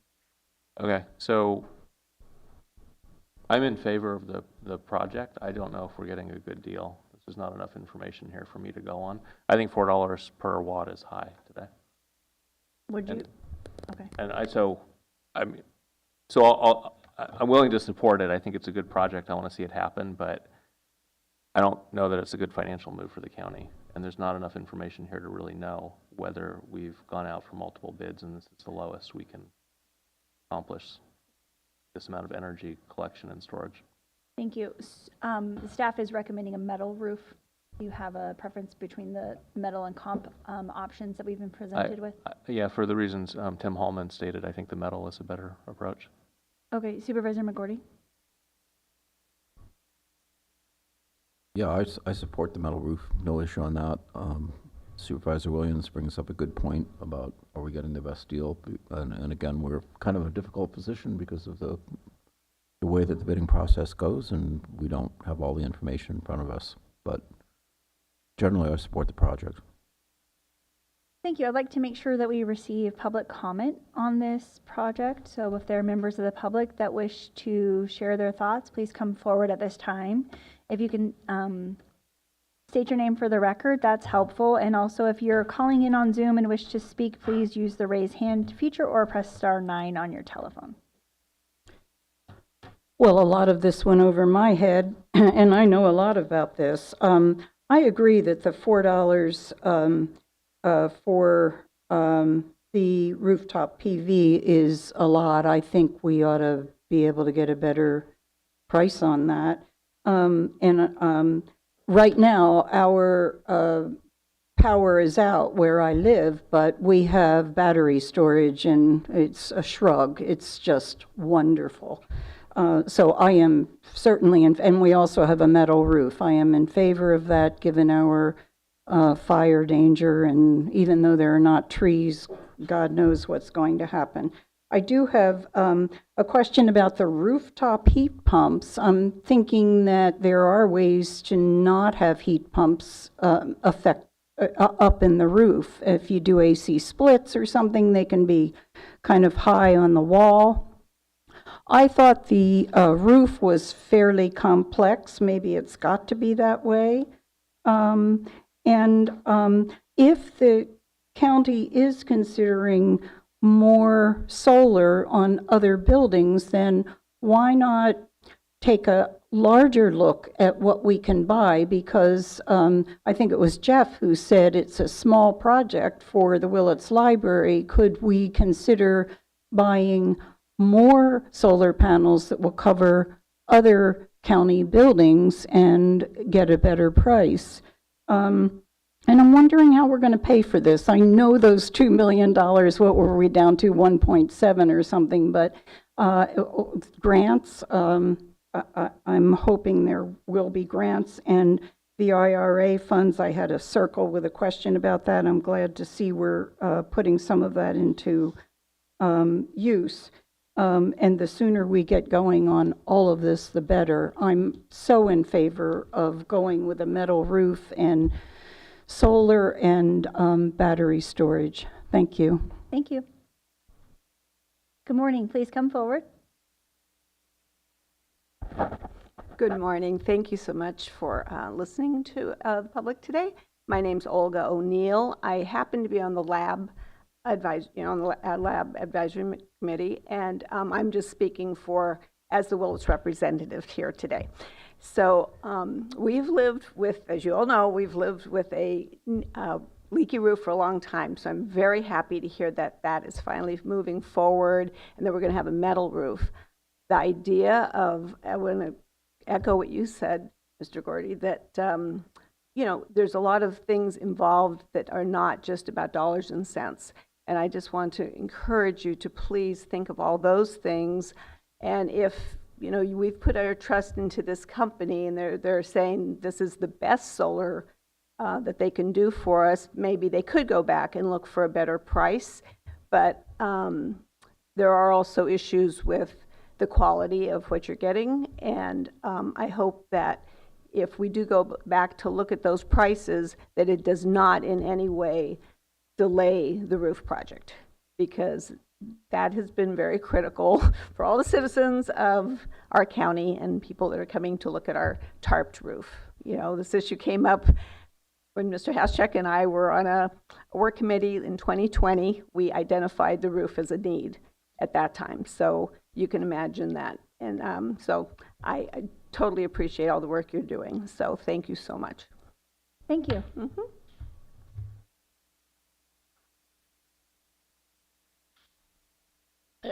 Hi, Michelle Savoy again. I'm very much in favor of the metal roof for the fire prevention aspect of it and the longevity. It's very hard for the library as a relatively small number of county buildings to get the attention of the county and that planning department and get things moved up to the top of the list so repairs can be acted on in a timely fashion. And when it's a large RFP, it really does get pushed down the road a lot. And this particular roof repair has been going on, 5 years, 6 years, a long time.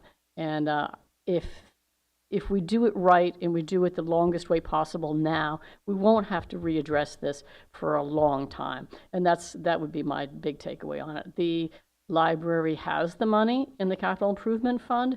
Let's do it right. Let's do the best job possible now while we have the opportunity. So thank you. Thank you. Supervisor Haschek, did you have a particular question? Also, I see Mr. Van Ryzen's hand from Amoresco is up, and so I'd like to give him a moment to speak if he has answers to questions. Supervisor Haschek? Well, just for the previous comment about where the funding is coming from, and I think Mr. Holman can speak to that, but it says right in the fiscal details of the agenda item that the State Library Facilities Grant with matching funds from the library's Measure O capital improvement funds. Correct. That's the answer to your question. Thank you. And Mr. Van Ryzen from Amoresco? No. Yes, thank you. I just wanted to shed some additional light on a couple questions that were raised. One regarding the battery and its duration. So in Jeff's slide, he mentioned that the battery has opportunity to power the library for 4 hours duration. That's in a worst case scenario. We've actually designed the system to operate as a microgrid and operate in islanded condition. So in the event that the grid goes down and the library is without power, we're able to separate the library's battery and PV system from the grid. The battery has provisions to allow the PV system to turn back on and operate and continue generating electricity to both offset loads at the library as well as continue to charge that battery. So we do anticipate that depending on the conditions, there is the ability for the library to operate around the clock for a handful of days. And again, that depends on the conditions, both the loads inside the library as well as what the weather's doing. Also wanted to mention, if you do look at that PowerPoint, the roof is fairly maximized for PV layout. There's not a lot of additional room to add additional solar panels on that south-facing roof. And we also worked with staff to look at and identify alternate options for placing these PV modules. And with the parking lot owned by, I believe, the city rather than the county, it was determined that the rooftop would be the best place for this PV system. And then last, there was a comment, maybe question about additional PV for other county facilities. We are developing and looking at larger PV systems for groups of Mendocino County facilities that we are working on as kind of a second part to this first part of the project, being that we wanted to streamline and expedite the Willits Library in order to get that roof replaced, at the same time install that PV Invest system and also be within the time frame for the grant. So there are additional clean energy generating and storage assets that we're going to be proposing, as well as lighting improvements, HVAC improvements, greenhouse gas emission improvements for County Mendocino facilities, as well as those to the library that would happen on what we would call it like a second phase. So just wanted to share some additional insight on it. Thank you for that. And You're welcome. Supervisor Williams, did you have a question? Yeah, I did. So if the cost is about $4 per watt, we're looking at 32.4 kilowatts. That's about $129,000 for the PV. The total is $467, so that leaves about $338,000 for a battery.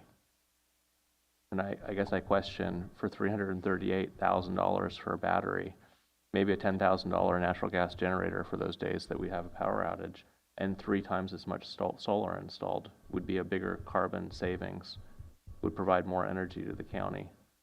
I don't know about $338,000 for a battery. So just to comment, if I could. Yeah. I think the dollar per watt on the PV system is a little higher than $4 a watt. Sorry, I thought that was your number. Yes, but we were kind of doing things at the last minute. Some of the bid prices have the install cost for both the PV and the battery energy storage system combined, so it's a bit difficult to split those up. So without knowing the exact numbers, would you agree that we could install 3 times as much PV if we didn't have the battery backup? Well, we're kind of maximized in PV. I would say I think $4 a watt is low. You know, in the work that we do, where we do, you know, design build, which also includes construction management. You know, we also offer a guarantee of performance on the system itself and long-term operation. You know, we have not only just engineering, material, and labor costs, but we also have oversight and other costs that go into this. This is a small system. We also have to use prevailing wage labor. That does drive up the cost of the install of the system. This is kind of a smaller system compared to, you know, what we will be proposing for the remainder of the county facilities. So I hear all of that, and I think it's a good project, but when I see the 27.5-year payback, I mean, this equipment, we're going to be out there scrapping the equipment, paying somebody to rip it off the building before 27.5 years, the way things go here. So I look at that and think the PV by itself might have a 10-year payback. Wouldn't it be better for us to invest in twice as much or 3 times as much PV as a county, irrespective of which building it goes on? That's a bigger carbon savings. It's a bigger financial savings to the county. We're buying a really expensive battery. I have a hard time telling taxpayers that I voted in favor of a $300,000+ battery that is designed to last 4 hours that might last a couple days at this facility. I'd rather. So I will agree with you that the majority of the savings are due to the PV only. So the Willits Library, I don't believe, has any demand charges. It's all consumption, you know, kilowatt hours. Yeah. So the main intent of the battery is there to provide backup and operation in the event of an outage. When we do see batteries pay for themselves, we have customers who have very peaky demand charges that we can essentially offset on the highest cost of power times of the day. I do agree that the battery itself does bring down the payback of the project. However, there's, you know, non-energy related benefits associated with adding this battery to the library project. I understand. So I guess I'd like to hear from my colleagues where we all stand on the battery at about $250,000. Supervisor Hajek? Well, I'm looking at emergencies and what happens if we have, you know, like the August complex fire where people were huddled in, you know, the library and receiving those, and it could be used as a cooling center, all of those things. So I'm just wondering if we need that battery for those kind of situations. Supervisor McGordon?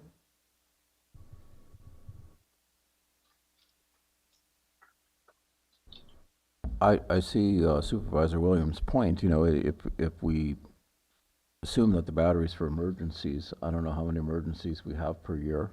If we can do it by a low pressure gas system powered generator, I'm sure that's less expensive than a $300,000 battery that is, you know, payback period is basically used up by the time that the payback period comes back, and it lessen the cost of the project immensely. So, but it doesn't reach the stated goal of trying to reduce our greenhouse gas footprint. How long will that battery last? Will it last the 27.5 years? Not without replacement or augmentation, no. Typically, they're 15 replacement's years. what, about 10 years? 10 to 15. So we're depends. buying a $300,000 battery for a couple occasional outages in the winter that'll have to be replaced in 10 years. Mr. Hamid? I would like to point out that part of Amoresco's development of this project was done to carbon reduction direction from the board. So they did put in a battery system because that was what the direction was from Mendocino County. They're also in a unique position that they are doing a small project for the library. It is a one-off project as compared to dealing with the larger projects both here at this campus and at the Okeo campus. So that is part of the reason why it is a smaller project. So I just want to make sure I point that out, that they are in a unique position right here when dealing with the Willits project, and they are developing what we have asked them to. And of course, we can continue to work with them if there's direction to do something different than what we presented. Do you have anything to add in? Doug Anderson, Assistant Facility Manager.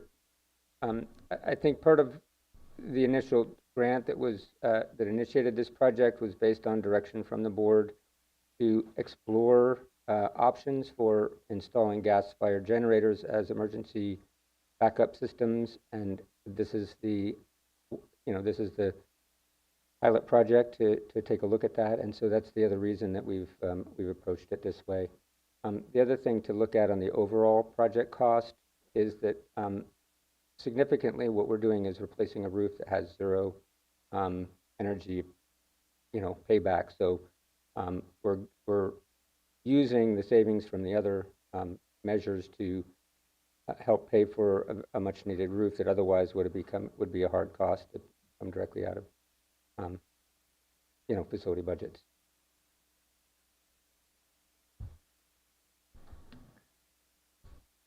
Supervisor Hashett? So if we didn't go with the battery, then what would we miss out on as far as the IRA and the ITCs?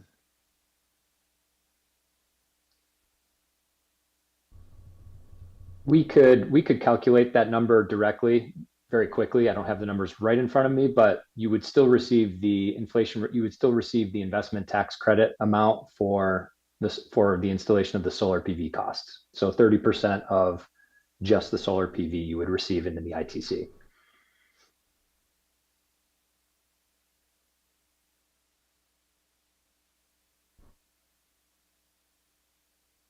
Does that make sense? Yeah. Okay. But it would be nice to see the numbers. Supervisor Williams? Withdrawn. Okay. Yeah, it would be nice to see the numbers. And I don't want staff to, or the consultants to take it as criticism. I just have a little bit of sticker shock trying to justify to taxpayers why we're buying this expensive battery. I think it's a good project and I want to see it happen. I wonder maybe a smaller battery for those power outages. Maybe we just need lights on the building so people can come and charge their phones and enjoy some light. Maybe we don't need quite as large of a system. But I imagine another board will be sitting here in 10 years cursing us for putting them in a position of a $300,000 battery replacement that will have been used maybe, 10 times in that period? We don't get a lot of outages. If you look at what we're paying per outage, it's thousands. Jeff, did you have a question or comment? Yes, thank you. I'd just like to, illustrate that we really appreciate the feedback and that this is a collaborative process. That's the beauty of the ESCO process, is that this is your project, and we will gladly modify the scope of work to achieve the county's goals and objectives. And so appreciate the sentiment that, it's not criticism. We are not, bound by a hard and fast proposal. We are, absolutely willing to modify the scopes as the county sees fit. I do have a new hand raised online. And did you want to comment? Please go ahead. Barb Chapman of the library. The grant from the California State Library is specifically for a new roof and solar panel battery backup. That was the direction I thought the board was giving us. So it would not cover gas. Thank you for that. And what I don't want to just continue to reopen public comment. The conversation has gone a little bit, I think maybe in a different direction. So I want to make sure that everybody is heard. Marcy Snyder, online.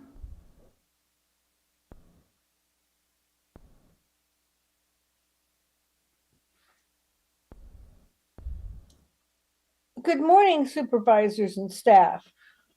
I want to encourage you to move forward on this project. Anything you can do to lower the costs, ultimately by millions of dollars if you follow through and take care of all of your buildings to get net zero carbon emissions. It will save the county, the taxpayers, millions of dollars. I encourage you to take every possible step you can to mitigate what's happening in our atmosphere and to our planet. And like I said, to save taxpayers mucho bucks. Thank you. I have a question, Chair, for the speaker, if I may. Okay. Is she still Supervisor on? Williams, Marcy. Yeah, so as I understand, the goal of this program was twofold. It was to reduce the county's carbon footprint, and it was to save the taxpayer ongoing energy costs. When I look at this particular plan, it's good for the carbon footprint, but it doesn't have a payback. It's not saving the taxpayers anything. In fact, it may be costing more overall than what we're doing today. Does that change your endorsement at all? No, I think you should move forward on even this. Even if it costs us taxpayers more overall. How can it possibly that's cost the taxpayers more if there are fires being caused that firefighters have to go out and risk their lives, and people are losing their homes and their property, and in some cases their ability to make a living? It's going to save millions of dollars. It's going to save millions of dollars to the taxpayers as well as for private property.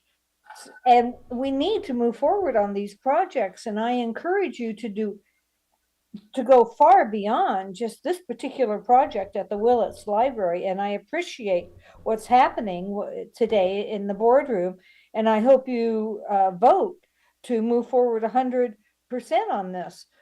$350,000 is nothing compared to the price of what's happening to our planet, to our living planet, and what's happening to people's personal lives. And I do very strongly encourage you to take this step today, which is really a first step, and to do everything in your power to 100% create a zero net carbon footprint for the county as quickly as possible. I totally encourage you to do this.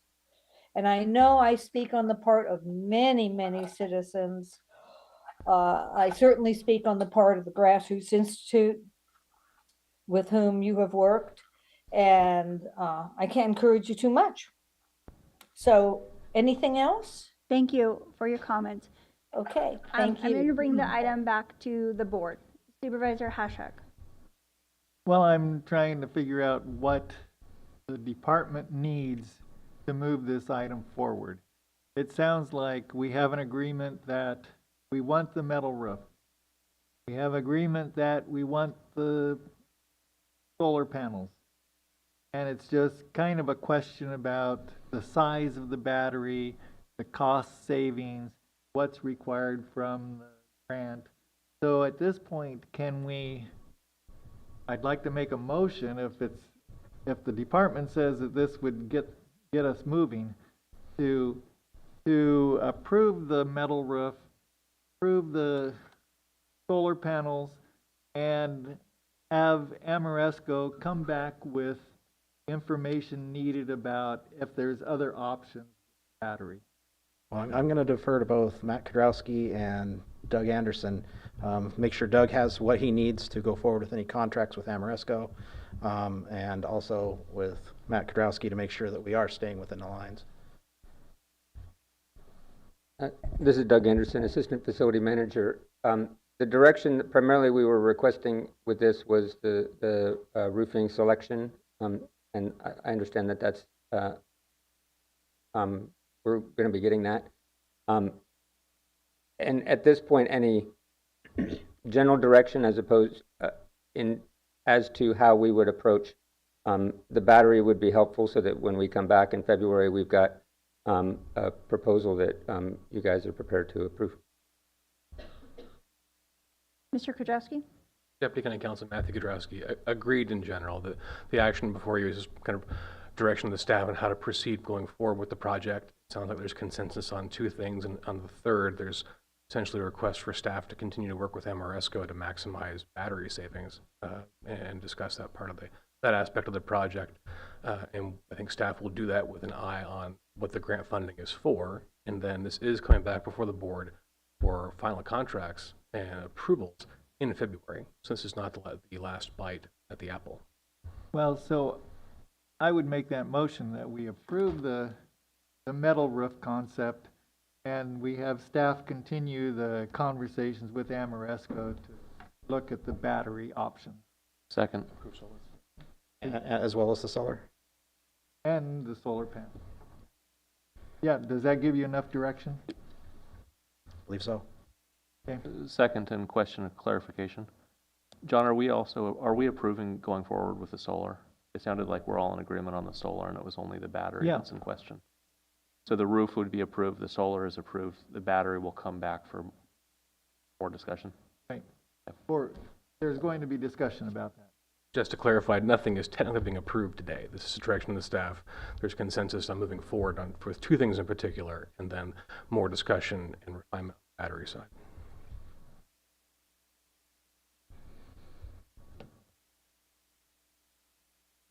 So we do have a motion and a second, and I really appreciate the team and everybody that's here in the audience today and have listened in online. This has been a really lengthy process, and I just want to encourage supervisors that have questions to reach out to staff, try to get those questions answered in advance of the meeting so that we have more information. It's a little bit challenging, I'm sure, for our consultant as well to try to answer some of these questions on the fly. So definitely encourage, we're going to have new board members, definitely encourage supervisors to reach out to staff and try to get those questions at least asked in advance so that staff's prepared to address them in public. We'll vote by the button.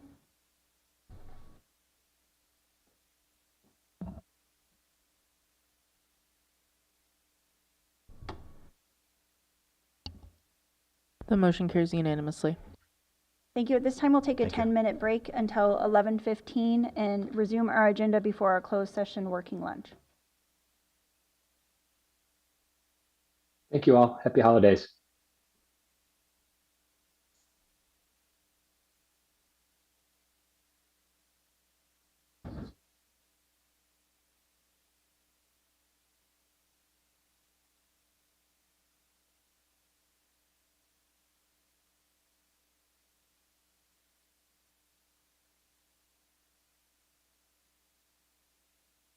Community that will recover faster from disasters. So take some time today, visit our website, get yourself prepared so you can be Mendo ready.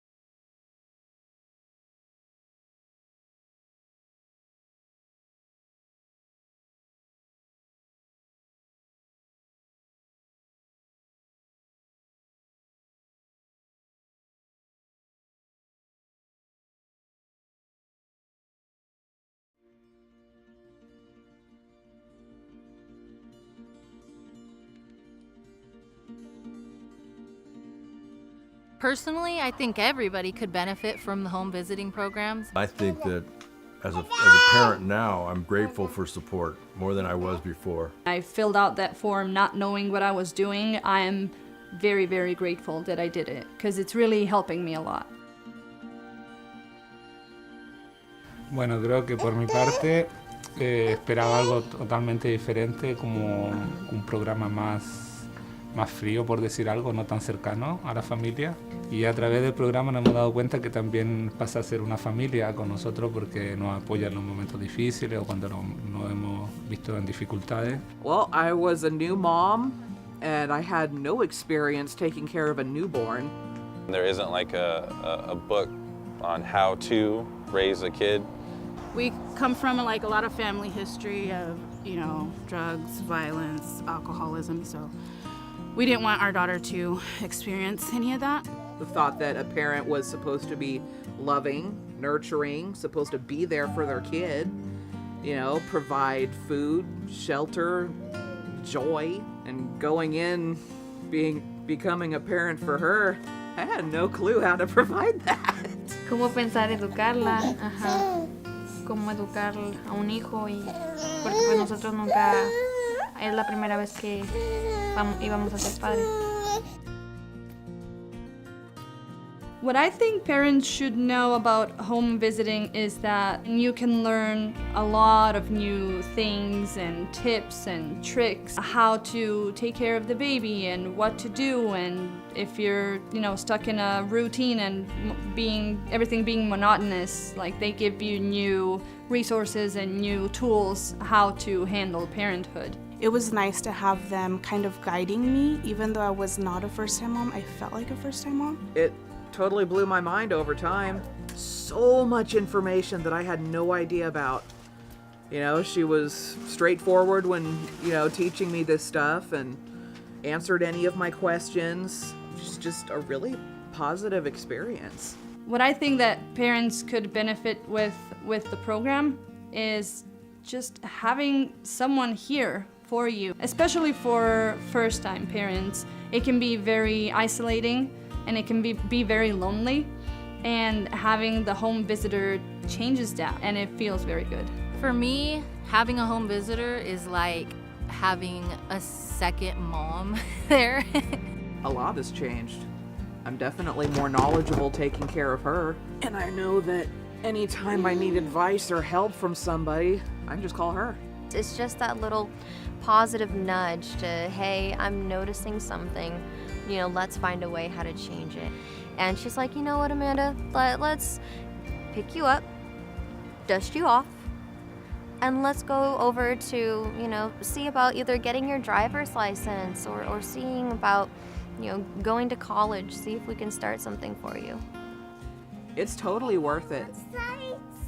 Like, even if you're on the fence at first, you don't feel like having a stranger coming in your house and teaching you about your little one, do it anyway. You get the help that you need. You get professional advice on things you may not know about your child. The fact that the program has no fees or anything, it's all totally free, is fantastic.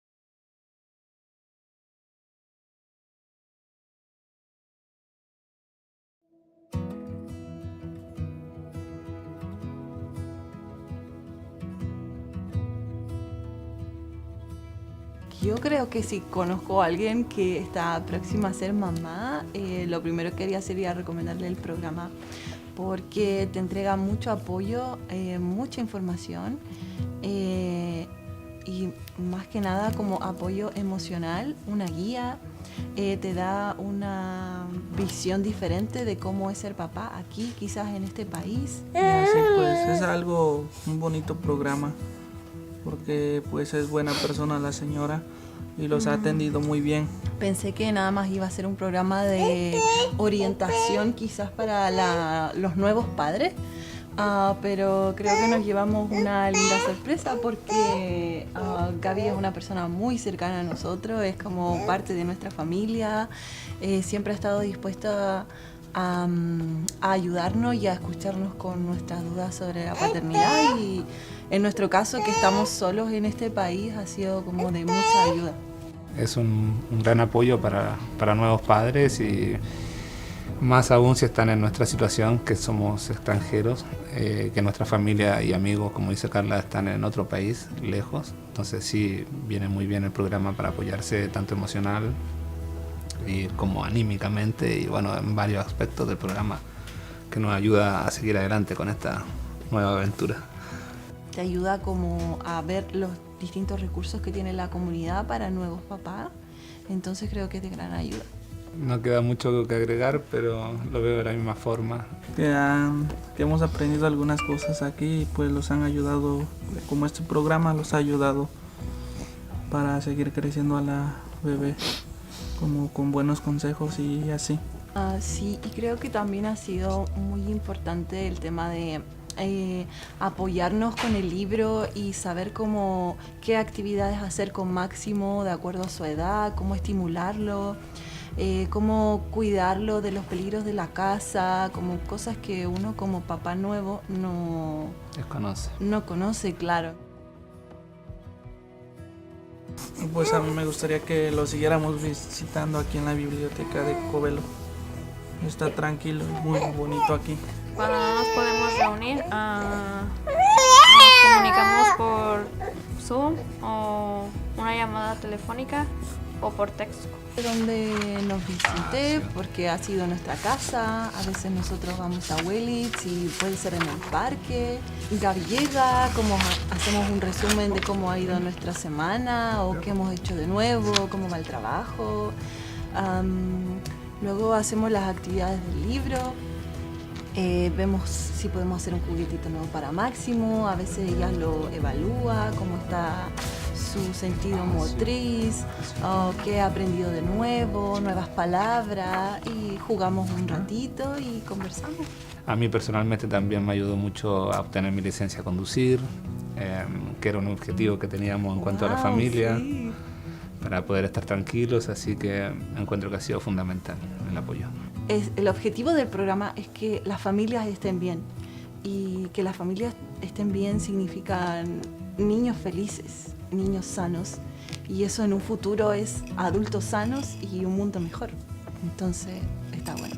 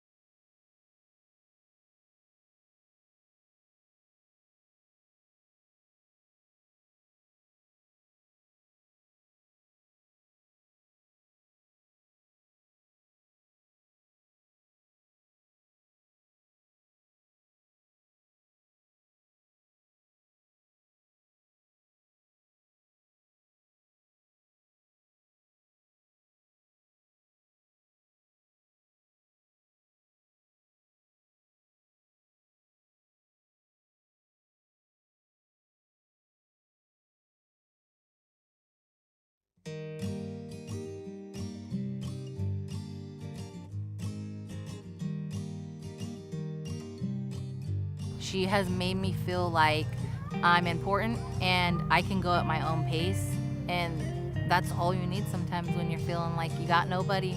It was helpful to have somebody there kind of holding my hand and guiding me and letting me know this is kind of the normal. It felt like I was becoming a new mom, so it was very interesting and helpful, very, very helpful. You know, there was that self-conscious part of me, like, will I be accepted even though I'm not perfect? What I like the most is that she really listens. The support that she gives me is special because she does it with love, and it's just natural, you know. That's all I could say. It just feels like somebody that I've known since I was little. You know, I said to Jeanette, Jeanette, you're supposed to be with me for 5 years. Jeanette said, yeah, I know, I'm going to be with you guys for 5 years. That's when I said, well, I guess I can trust her. She's going to be with us for 5 years. Yo creo que quizás pasó como... The Mendocino County Board of Supervisors meeting for December 17th.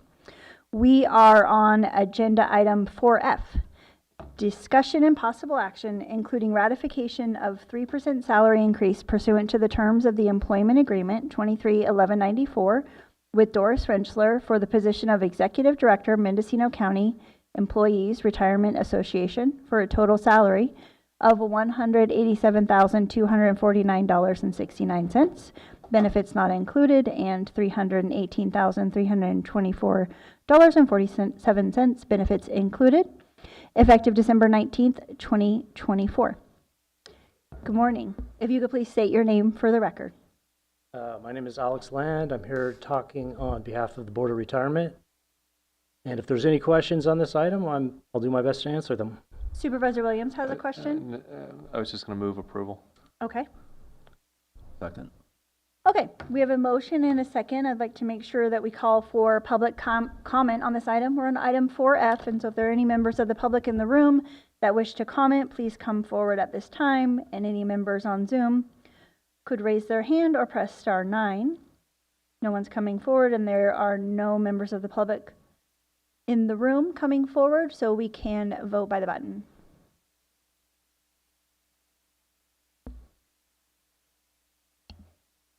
The motion carries unanimously. Thank you. Thank you. We are now on item 4H, discussion and possible action regarding board ad hoc committees, including final report and disbanding of ad hoc committees that have concluded business pursuant to the Board of Supervisors Rules of Procedure, Rule number 31. Everybody has received the list of the ad hoc committees. So we'll go ahead and start with Supervisor Hashak. Well, okay, what do you want me to start with? Did we go down the list of ad hocs? Sure. I mean, we can do them in order, I suppose, actually. I was on the 2021 ad hoc for tax sharing agreement with the cities with Supervisor Jurdy, and that is complete, so we can close that. And then we are on to July 25th of 2023, the Climate Refugees ad hoc with Supervisor Williams and Supervisor Jurdy. Supervisor Williams, did you have I think it effectively dissolved when Supervisor Jurdy resigned unexpectedly. Okay, would you like to close that? I think we have to, because it can't be an ad hoc of just one. Can you report out on your activities? I can, but not at this moment. Okay. And so then that ad hoc is closed. I'm guessing we're going to close everything with Supervisor Jurdy, but I want to make sure that we have an opportunity for board members to share out what they did with their ad hoc. Supervisor Hashak? Well, I just feel a little weird about closing out an ad hoc if there's not a report out. It seems like if we're going to close it, let's have a report out. So Supervisor Williams, could you come back after lunch and report out? I can email and we can attach it. I didn't catch that last part. I'm happy to supply a written report to attach. Okay. Okay. Just to clarify, in 2020, the 2021, that was completed with a board item. So we are on to October 17th, 23, how the public can address gas station closers. Supervisor Hashak? Yeah, Supervisor Jurdy and I had several meetings with environmental health. Kirk Ford and Marlena Dooley. And we learned that, about some of the specific issues that Mendocino County is dealing with about gas stations. part of the closure issue was, some of the older ones have single walls. And so there were, I think, 10 stations in Mendocino County with these single wall gas stations that really are prone to leakage after time. The state of California has determined that by December 31st, 2025, they all have to be closed or removed and replaced with the dual wall tanks. So 7 of those are still in existence. 3 have been removed so far. They have till next December 31st, so a little over a year, and that the new double wall, all the new gas stations are using this new double wall, and they're continuously monitored every second of every day for leakage, and they even monitor the airspace between the 2 walls. And so the big issue is dealing with those ones right now that are will be out of compliance next year, making sure that with all gas stations that there's an exit strategy about how to deal with them when they close, because some of these older ones that owners might have moved on and left the gas station with the tanks in the ground.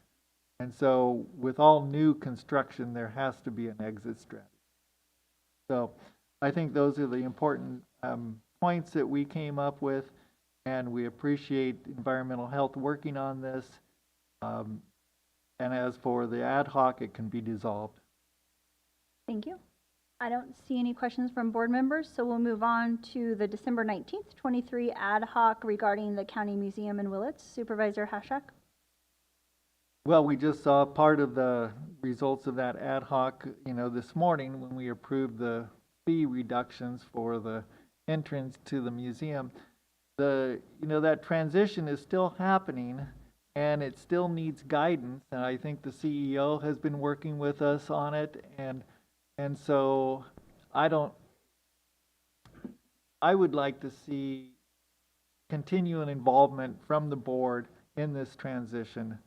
So it will require someone. I would like to continue on with the ad hoc. We'll just need another person. Maybe that can be formed when we have a new board. CEO Antle? Yeah, if I may, reading the description of what was sent to the ad hoc, I believe you've identified the model. It was a different funding model and a different stream, and we're moving forward to that. So I suggest maybe in the beginning of the year that you set up a new ad hoc with a different topic to focus on. So it sounds like this particular ad hoc can be disbanded, and a new idea for an ad hoc can come forward in the future. And of course, Supervisor Hashak, you can continue to work with the executive office and the team at the museum with the ideas that you and Supervisor Jurdy had started, if that's okay for now. Sure. Okay. On June 5th of 24, an ad hoc was created to respond to the 23-24 grand jury reports, and that has been completed. There were additional questions that were on the consent calendar for today, so I would recommend that we close that particular grand jury ad hoc. Supervisor Hashak? Yeah, I agree. Okay. I don't see any pins up, so I'll move on to the September 24th formation of an ad hoc to work on campaign contribution limits, and that was Supervisor McGordy and Supervisor Hashak. Well, we've been working on it and working with County Council. We've looked at some data around past elections and campaigns. And I think that County Council was still looking at comparing what we were proposing with other counties and comparing some of the campaign limit ordinances that other counties have. So I still think we should pursue it or bring it to the board at some point, what the recommendation from the board was. So. Well, I think that Supervisor Hashak, since you're going to continue on the board, that's great, and you can bring the agenda item forward maybe next year, but we'd like to hear from Supervisor McGorty as he leaves the board, his feedback. And then we can dissolve this particular ad hoc with the two of you. Sure, that sounds fine. So, you know, the data that we generated, we have our wonderful student intern, Bodhi Gower, who looked through the Form 460s for the last 3 campaign cycles and discovered that there really weren't that many contributions that were over the limits. And in fact, some of the campaigns were run with essentially no contributions whatsoever. So I don't think money is a huge problem in deciding the outcome of elections.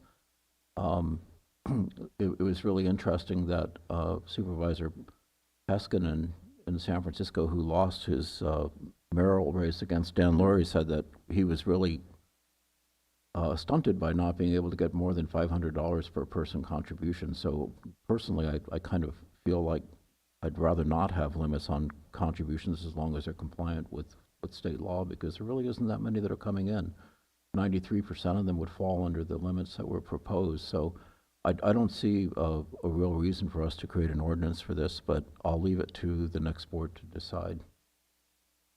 And we will share data on that so that when John puts his presentation together to share with the board, we'll have the information. Okay, so that ad hoc can be dissolved. And then we have the ad hoc for Feedlot Lane, which was already previously an agenda item that was approved. Did you have anything you wanted to add before that ad hoc is dissolved? Well, I think that Supervisor McGorty and I worked super hard on this one, and I think it's ready to be.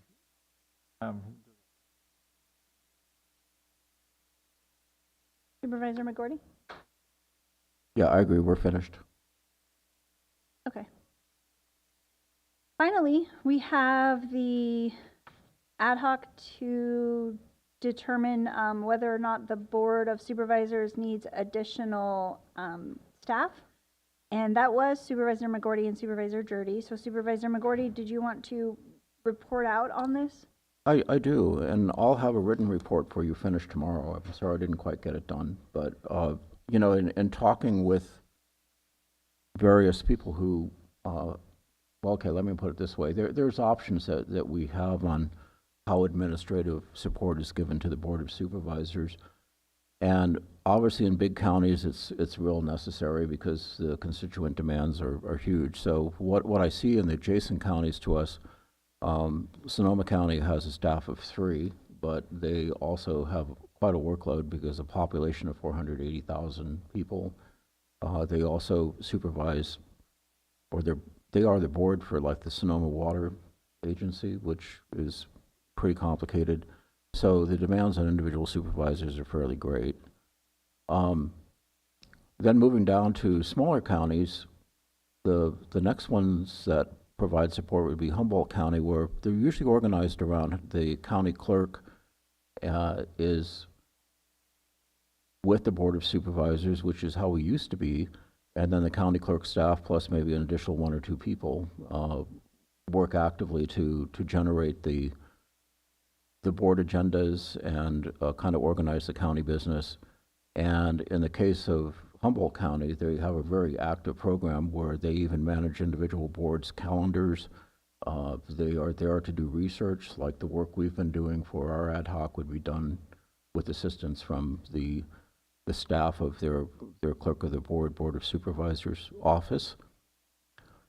So that's one model that we actually used to be. That was how it was done before we went to the CEO model. So in the olden days where county council used to be the Board of Supervisors office with the county clerk.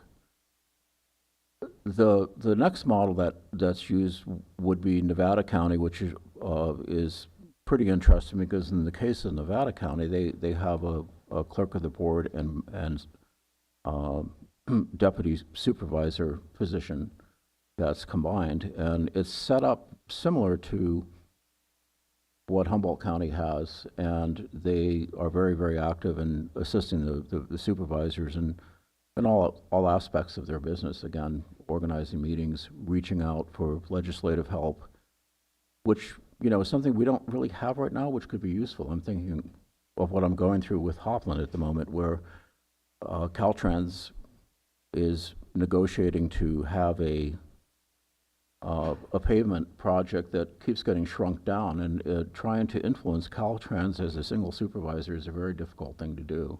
So trying to organize calls to like our state representatives and move quickly on this, because this is like Friday I get this news, and Wednesday is the Hopland MAC meeting, which would be a logical time to talk, and trying to get Caltrans to the table and such. It's very difficult for one person to do, plus also get in a board meeting and be prepared. So that's the kind of help that comes out of the arrangement when staff is supplied to the Board of Supervisors. It helps them be a little bit more productive and focused. The message I got from RCRC in discussing them with them is there's no question that when a board has a support staff, that they do better. Now, should they be dedicated? Another option that you have to look at would be within the CEO's office, you can have a designated analyst whose job is to support the supervisor, so it doesn't require an ordinance to change the structure of county government, and it would be a person who's dedicated to do those support services. So making sure that you're well represented in the agenda meetings, that you have help, like when you need something like my Caltrans project I'm facing in Hopland.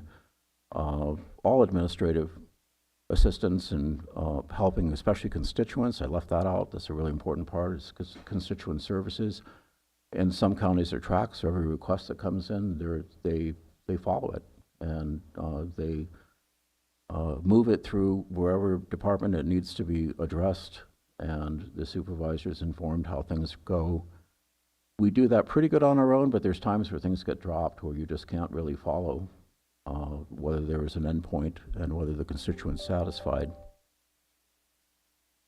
The next model that could be looked at would be having individuals within the CEO's office actually be the experts on certain things that you go to, which we sort of do now, but it could be more formalized, so that if you have a question on transportation, there's one person within the CEO's office that can help you. Usually you can go directly to the departments if you want, but sometimes it's better, again, tracking down information and having help works better if you have somebody on your team. So in my report, I'll just list all of this out, and then it'll be up to the next board, I think, to consider it.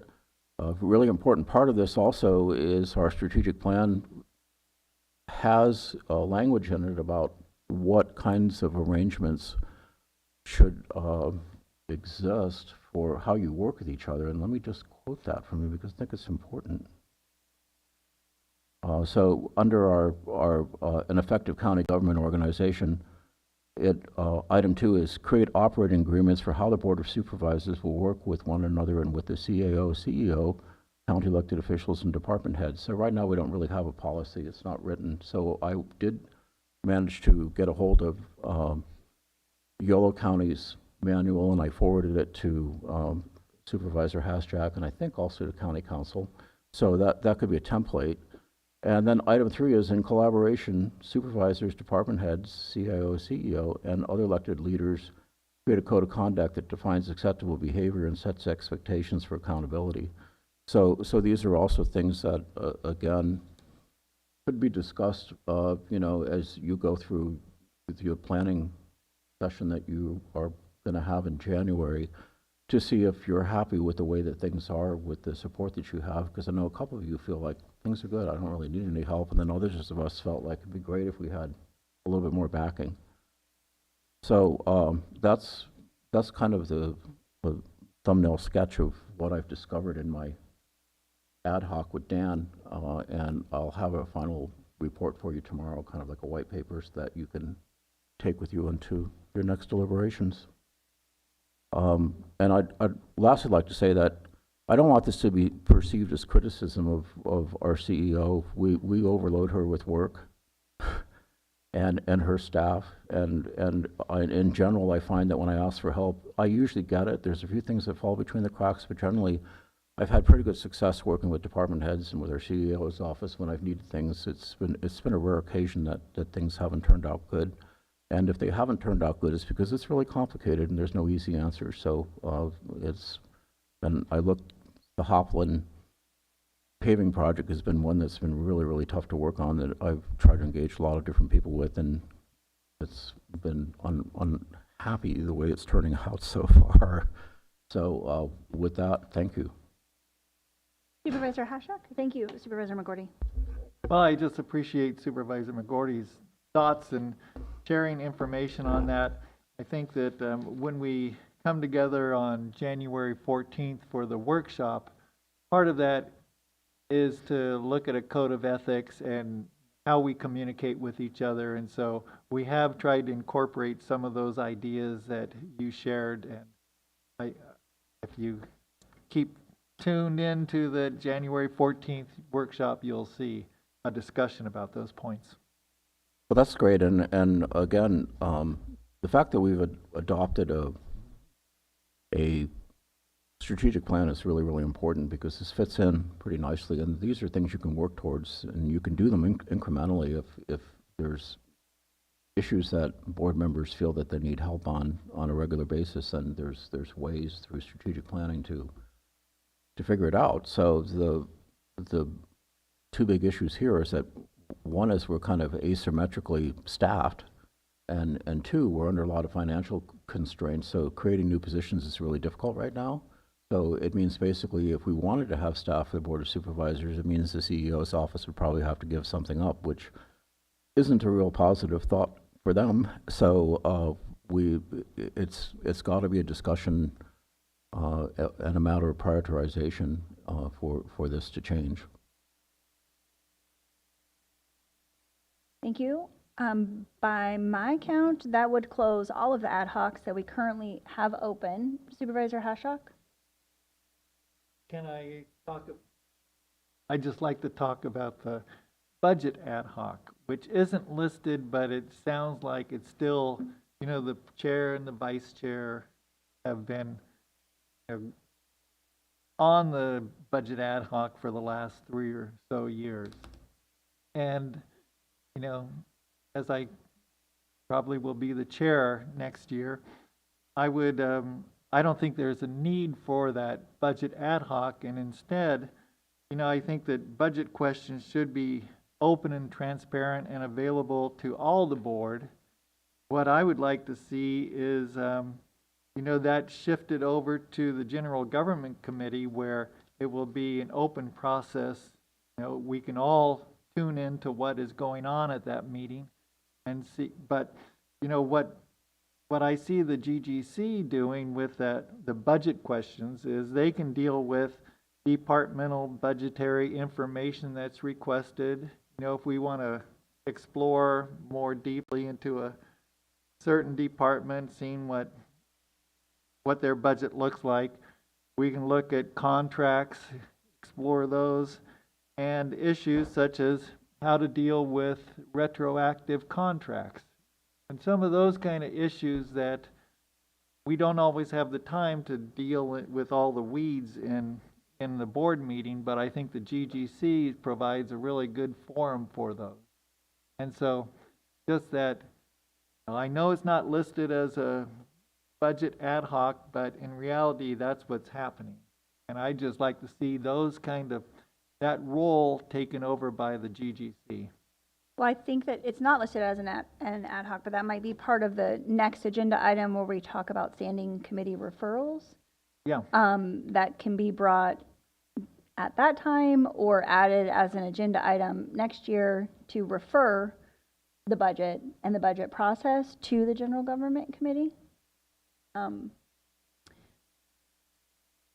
I don't know if there's any, right. I personally will just be very frank, of course. I waited several years to be on the budget ad hoc, and I don't necessarily feel like it was effective for either the staff or myself. I don't think that it was what I had expected. So I would love that during the workshop that the board has in 2025, if the budget and the preparation of the budget and possibly the referral to the standing committee to have more information. I do think that there is information that the departments submit that is valuable information for board members to have and for the public to have. And then through the budget process that actually comes to the board, there's less information that gets presented. So I do think it's a valuable conversation to maybe refer that to the General Government Committee.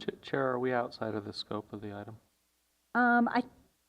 Supervisor Hashak was referring to a budget ad hoc committee, so I don't think that we are. It was not a formalized. All right, well, I'd like to, if we're not, I'd like to voice support, but I wasn't sure we're agendized for it. Well, I think it needs to be a referral to the standing committee, which is our next agenda item. Okay, I'll wait. So if we could finish this item, which is the ad hocs, and like I said, I do believe that we have a closure of all of them, and I do also want to make sure I have public comment on the ad hocs. Supervisor Hashak? Well, I was going to move approval of the recommended action. Okay, I'll second. thank you. And I'd like to open this item up for public comment. If there are any members of the room that wish to comment on item 4H, you can come forward now. And any members of the public on Zoom that wish to comment, you can use the raise hand feature on Zoom or press *9 on your phone. And seeing no one come forward, I'll bring it back to the board. We have a motion, and I just want to make sure the clerk has what they need for closing out all of these ad hocs. Okay, we do. So we'll vote by the button.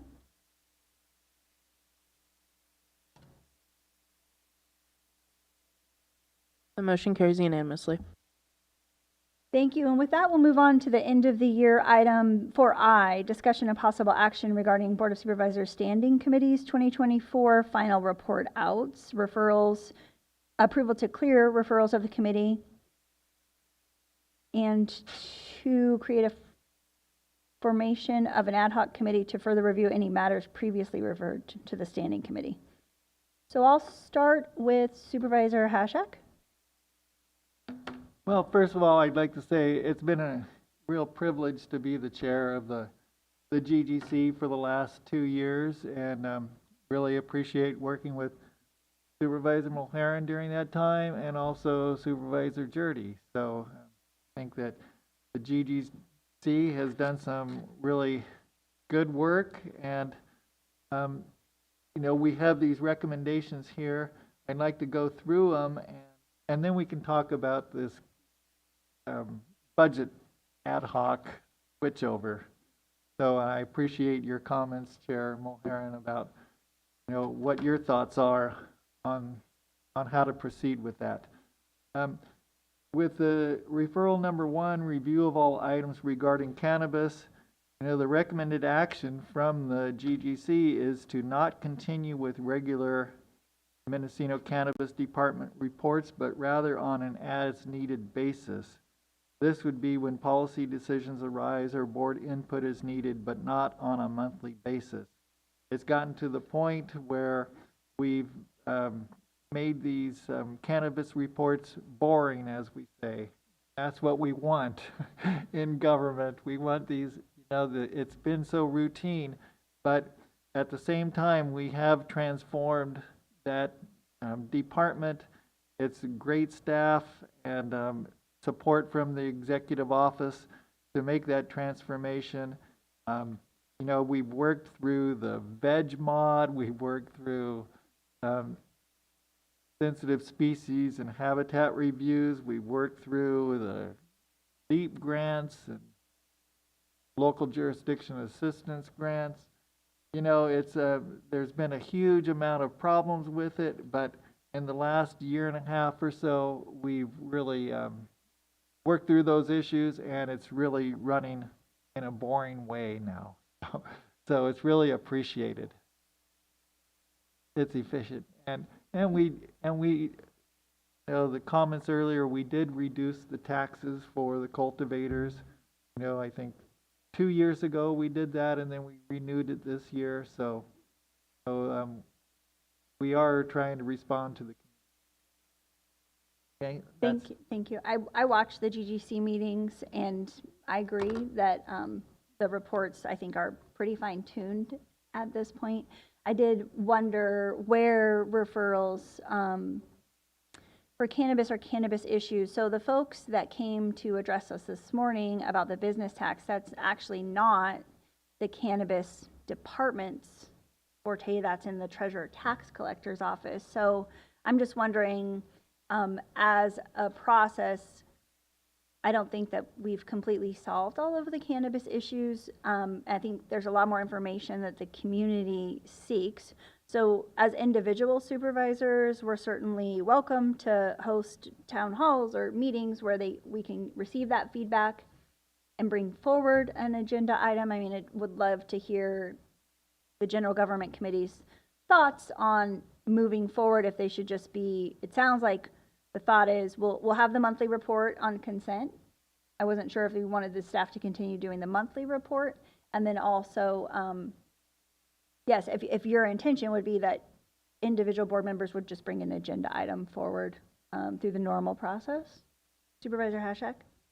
Yeah, that was my thought, is that we can always bring items to the board for referral to the GGC. You know, I am working with the executive office and economic team to do a kind of a, you know, a facilitated meeting with the, you know, different sectors, like in this case, cannabis. And so that work is being done, but it certainly can be gone through the GGC at this point. Just not a regular item. Okay. Yeah, I mean, I'm agree it can be removed as this sort of standing item. Supervisor McGordy? I just want to talk a little bit about the budget ad hoc and my experiences with it. So what I think was useful about the budget ad hoc is that it's limited to 2 board members, so it's nimble. So there's a chance for the budget team to be able to run stuff by people fairly quickly on kind of a high level, and then as policy is developed, then share it with the rest of the board. So I see some advantage to that because sometimes we're kind of verbalizing and thinking it's not quite ready for prime time. That's sort of how I see it, and it's a little bit more of perhaps a theoretical discussion sometimes, and maybe we don't really want to have that out in public. So I'd want to hear from the CEO about their view of the budget ad hoc and what they like and what they don't like. By the time it gets to out in the open where we're Brown Act compliant, then we're going to have to be sure that we've baked the product pretty well, and that it makes a lot of sense, and that we've had some that we're going down a path that we're comfortable with. And I like the way that the budget ad hoc was able to kind of hit ideas around a little bit before we were ready to present it to the public, and I think there's some advantage to that. So, Supervisor Williams? Yeah, I think the budget is the most important thing this board does, and it would be appropriate to have the people's business conducted in front of the people. So I'm with the chair. Yeah, I was on that budget ad hoc. I appreciated watching it. I didn't feel like I was able to influence the process, and I didn't want to because I didn't represent the board. I think doing it in front of the public makes more sense. Okay, we do have more referrals to go over, so maybe we'll sort of wrap up with that conversation if it needs to be. I mean, my best guess, and I'd look to county council for this, is that it probably needs to be an agenda item or brought up. And my thought is that during the workshop conversation with new board members to kind of gauge maybe their awareness of the budget, the process of how it's created. I know that there's some work that's going to be done by the executive office to sort of help them get their feet under them with our legal cases and like processes within the county. So that might be a good stepping off point for what it could look like at the General Government Committee, and what pieces of it should be discussed in advance of coming back to the full board. Supervisor, I'm sorry, I'm not sure if it was Supervisor Williams or Supervisor Hashak. Hashak first, I think. Well, I haven't finished with the cannabis. Oh, okay. Just if I could finish up, is that there's still a need for ongoing discussions about the cannabis facilities business license. We started those discussions at the last GGC meeting, and micro business licenses. And so this will be brought up in the workshop because I think that we're going to have to decide if that's part of the priority for planning and building services. Okay, and it might come back to the GGC. So anyway, I just wanted to wrap that up. And so if you want to go on to... Yeah, just a final comment on the chair noting that maybe the budget ad hoc process isn't the most effective. I think we're skipping an important step of asking the public what the priorities should be as far as the budget goes in the coming year. And people show up when the budget is on the agenda for approval. By that time, it's too late for us to make any changes. We need to pass a budget. We can't do it in real time in the meeting. So we need to think about collecting that input in advance, whether it's a standing committee, general government could do it, or it's a workshop. I'm kind of impartial to the workshop model, but open to any avenue that gets us there. I think today there's a sense from the public that we're not respecting their priorities, and you can see it in that we don't even ask. Okay. Thank you for that comment. County Council? Thank you, Charlotte Scott, County Council. I was going to make just a couple of points. So this item we're discussing right now is about reporting out from the standing committee and clearing the referrals to the standing committee. It sounds like we've had some discussion about clearing the referral of cannabis, although any addition or any referral by the next board to this general government committee, whether it be budget, whether it be cannabis, or having cannabis just be referred as needed on a piecemeal basis as you see fit next year. I think any of those decisions should happen next year or on an agendized at an agendized regular meeting, or perhaps discussed through the board workshop and then agendized for a regular meeting for action. But I think for today, I would not recommend discussion and action on referring new matters to the general government committee because we're at the end of the year closing things out. Certainly nothing, no issue with bringing that forward next year and whatever, whichever meeting you choose to do so. Thank you for that direction. Supervisor Hashek. All right, so with that, moving on to referral number 2, annual review of revised legislative platform. We did that. We changed the timing of it so that we could get the legislative platform to the board and to our legislators in early December, which we did. And so that worked very well. Really, there's a lot of work put into it, and I think shifting it with this new timeline will help the county out more. So that will be an ongoing GGC issue. Number 3 is the General Government Committee shall serve as the County Drought and Water Task Force under Water Code. That, according to, I think it's SB 552, is that we have to perform that role.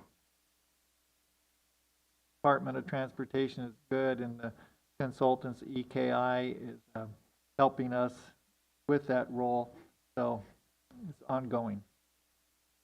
Okay, number 4, revisions to the abatement of hazardous vegetation and combustible material nuisance ordinance. We've looked at that several times. It's the staff is doing what they need to do to convert that grant to do this, to do the vegetation abatement ordinance and do the revisions needed. So it's going to be an ongoing process. And then lastly, we have any items related to potential systems in the planning services and environmental health to the general prior to supervisors for approval as deemed appropriate. This is something that it's been happening in some places in the GGC, we dealt with the micro enterprise home kitchen operations, and that got referred to the board. But some of the other issues that were, for system improvement were done with the stakeholder committees. And I guess there was one on November 13th on the coast, and then one February in Ukiah. That's for environmental health. We also can see it in the CEO report. They're reporting out the metrics, all that. So, so the GGC didn't take a real active role in system improvement, but it's happening. Find it in those. And then, with the budget issues, I think that we can have that discussion in the workshop going forward with the new board. Really deal with those. Okay. I would like to invite public comment on this item. I don't have any board pens raised. I'm seeing no one come forward in the room and no hands raised on Zoom. So I bring it back to the board and invite Supervisor Hashak to make a motion, just clarifying the 5 items we've been presented with.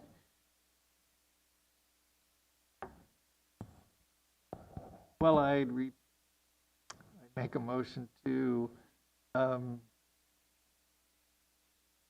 let's see, clear the referrals and have the standing committee deal with the issues of the drought task force, the legislative platform, and others as deemed appropriate by the new board. But yeah, sure, by referral. So it Yeah. sounds like we're going to keep the legislative platform and the drought task force with the general government standing committee, and then remove all of the other referrals and have new referrals submitted. Supervisor McGordy? I'll second. Okay, let's vote by the button.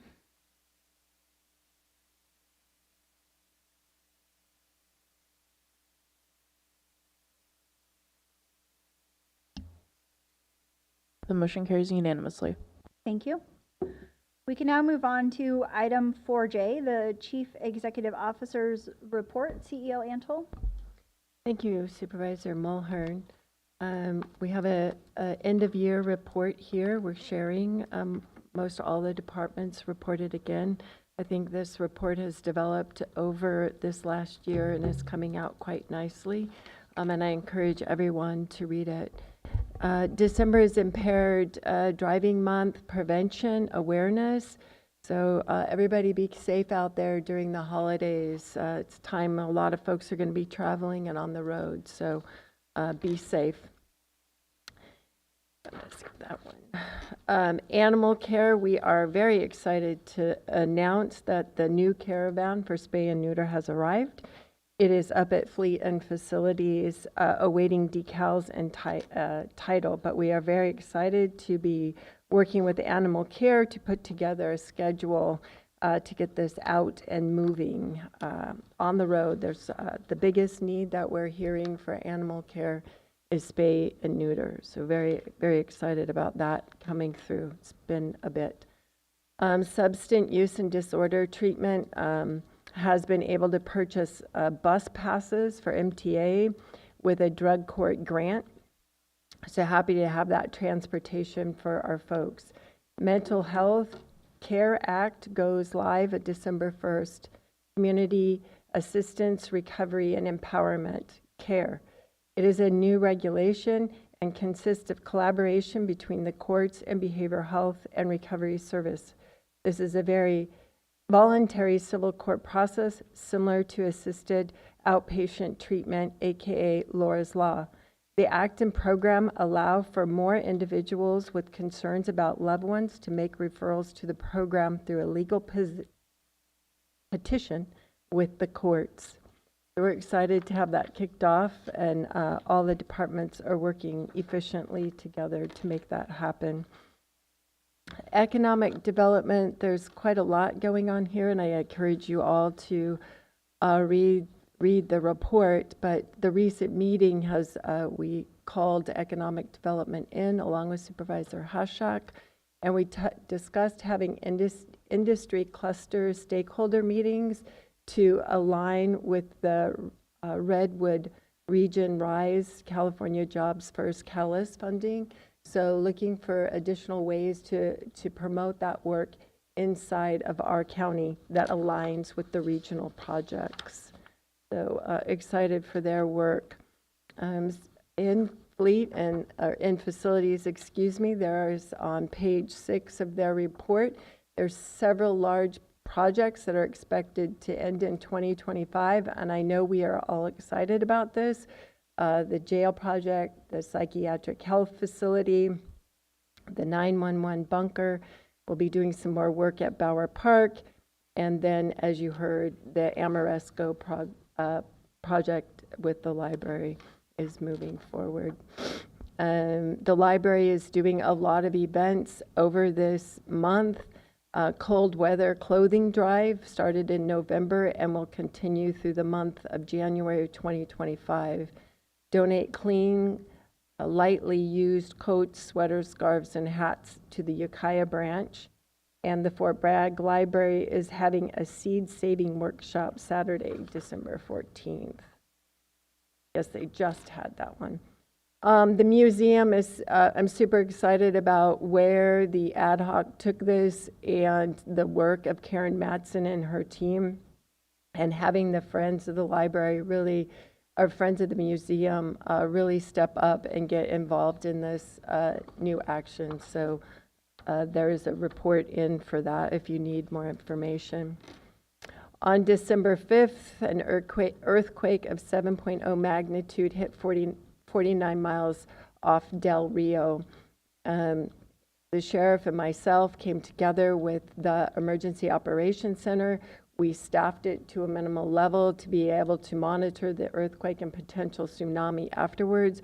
We were in there roughly 2 hours on that day, tracking and monitoring. November storms, we activated as well, low level, but monitored and had regular calls with our op area partners. The same with the December storm here recently. Planning and building, again, services continues to report out on the type of work that they're doing for process improvements, as Supervisor Hashak mentioned. The department and the Division of Environmental Health held a stakeholder meeting November 14th in Fort Bragg branch of the Mendocino County Library at 10 a.m. Community members provided constructive feedback. Operations for each director asked some general questions, so there's an update on that. And a top priority of the department is to have well-trained staff that can balance community needs, assist the regulatory environment. The department is proud to announce that Senior Building Inspector Ryan Rose has achieved a Master Code Professional certification through many long hours and hard work and religious studying of the application codes. So we're really excited that our team is moving forward and taking their education and the future of the county very seriously. And I already talked about being safe during the holidays. And last but not least, Social Services has a new director, Dee Dee Parker. She was announced here at the last meeting. This is just the last of, I think, about 5 really great department heads and ag commissioner folks that we have hired this year. I think this board has done a great job with, PD, ag commissioner, chief county counsel, HR director, and the direction that the library is moving, as well as the museum. So that concludes my report. But again, it's much longer than that, and I encourage everyone to take a look. Supervisor McGordy?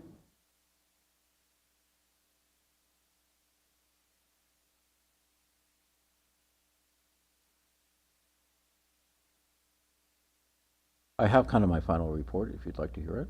We're still on the CEO report, so we'll Okay. get to that Okay, in just sure. one moment. Again want to thank the CEO for the report and all of the team members that contribute the information. Oftentimes, I can find and share data or statistics or updates with the community when they have questions about the board following up with things. It's typically in the CEO's report within a month or two, and I appreciate all of the time and energy that goes into providing that information for the public. Are there any members of the public that wish to comment on the CEO's report? Okay, seeing none and having no hands raised on Zoom, we will now move on to supervisors' reports, and we'll start with you, Supervisor McGordy. So two things, one of them short, one of them long. So the noise ordinance is moving forward. There's been meetings between county council and the affected departments to talk about how the noise ordinance would work, trying to figure out a, fairly dependable, outcome-driven way to address noise. It's pretty much been decided that amplified noise is the biggest problem countywide, and we're going to take kind of a modular approach with this, and that would be the first area that would be focused on to be sure that this ordinance can actually work, because a lot of ordinances are out there for noise, but they're not very effective because the enforcement procedures are not dependable. So I kind of leave this in good hands with Councilor Scott to take over with the next board, and hopefully there will be some interest from Supervisor-elect Klein when she comes on board, since District 1 has a lot of noise issues that she'll want to continue to be involved and engaged with as the supervisor working on the ordinance. With that, if I can indulge the board, I'd like to give you sort of a summary of things that I accomplished, kind of like Dan did, that I feel good about and wanted to share with you. And the skills that I brought to the Board of Supervisors include a long career at UC Cooperative Extension as their wine growing and plant science advisor, and also an interest in natural resources, especially water. And I also had administrative experience as both a Mendocino County Department head and a county director for UC Cooperative Extension. I also had served on the school board for 4 years, so I had some background in dealing with the Brown Act and working collaboratively with other people and on a board. And I'd like to say that that's what I consider to be one of my strengths, is that I am a team player. I like a collaborative environment. It's the one that I work in best when I'm working with other people. I think this board has been pretty easy to work with collaboratively, and I thank all of you for your good nature and our, for the most part, good decorum working together. And other boards have not been quite as functional as this one, so thank you very much for being good partners in this process, and also to CEO Antle and her staff too, have been great to work with. Every once in a while something wouldn't go right, but for the most part we got along pretty well. So I would say that my 4 years on the board began with a real challenge with the COVID-19 epidemic, and we were remote at first, including Board of Supervisors meetings, which was difficult to deal with some days. But that being said, Mendocino County was a leader in getting jabs in the arms, of getting people vaccinated. We, as a small rural county, we were leaders there for a while because of the good efforts of our team, especially Supervisor Williams and Mulheron. I thought were superheroes, helping to put on many vax events and working to get people vaccinated. CEO Angelo pulled a lot of strings to get us vaccine supplies when they were tight. And Dr. Corin was deeply dedicated to the cause, and he took it in the face for us sometimes when the anti-vax movement was there. He was never afraid to face them, and I really admire him for that. One of the other efforts that I did that was important to my old job is I helped lead a statewide effort with RCRC to restore and augment funding for UC Ag Natural Resources. They were having real problems, and SIDNAG at RCRC and their staff helped organize an effort that went across multiple counties, involved Farm Bureau, California Farm Bureau, and the California Department of Agriculture to get support that not only restored UC funding, but also augmented their funding by about $32 million. And because of that, we now have a fourth generation of advisors here in Mendocino County. A lot of turnover in my old department, and I think we've got really great young people there. And also the Hoffman Research and Extension Center, which is also funded by UCNR, is doing well. So we declared a drought emergency in April of 2021, and the next day Governor Newsom and his staff were here to declare a statewide drought emergency. So some of us were there for that meeting. And the drought ad hoc was created with Supervisor Hasjack, and RGS specialist Josh Metz came in to work with us to help bring our water community together. So we had monthly meetings to raise awareness around the county to figure out what our needs were. The high-profile event probably was trucking water from Ukiah to Fort Bragg as the Mendocino Coast water supplies dwindled. Josh also helped to make good connections with Department of Water Resources, which resulted in millions of dollars of grants funding to Fort Bragg, Ukiah, and Mendocino to improve water and wastewater systems, including almost $50 million to Ukiah's wastewater recycling program for irrigation.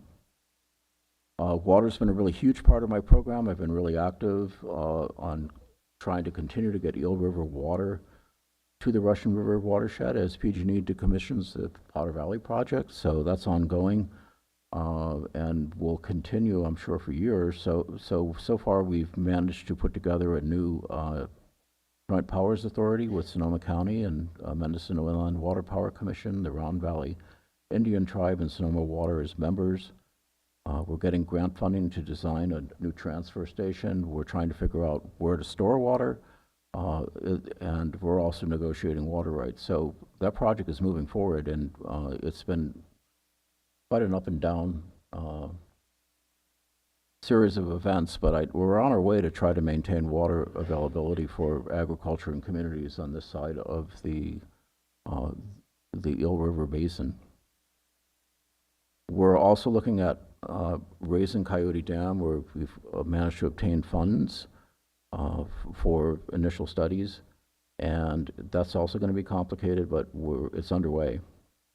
I served as chair of the Ukiah Valley Basin Groundwater Sustainability Agency. The state's requiring us to prove that we're maintaining a balance in our groundwater and what we extract for domestic, municipal, and agricultural water use. The effort started in 2016. We successfully finished forming a Joint Powers Authority, and we now are functioning independently. We're making assessments for the users, and that's underway and now should be self-sufficient. We're working with the city of Ukiah to provide administration to try to hold costs down, and I think we're successful in that, so that's been a long road. I also work closely with the Environmental Health Department to address new requirements for agricultural well permits that were issued during the drought and into the future to ensure that overdrafting of water by new wells won't affect existing wells in Mendocino County.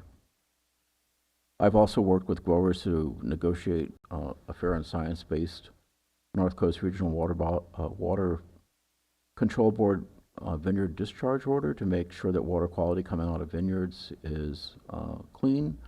Initially, the plan didn't make any sense and wasn't science-based, and a lot of negotiations went on. So we're coming through with that, with something that's probably very workable, that's science-based and affordable for the growers to do.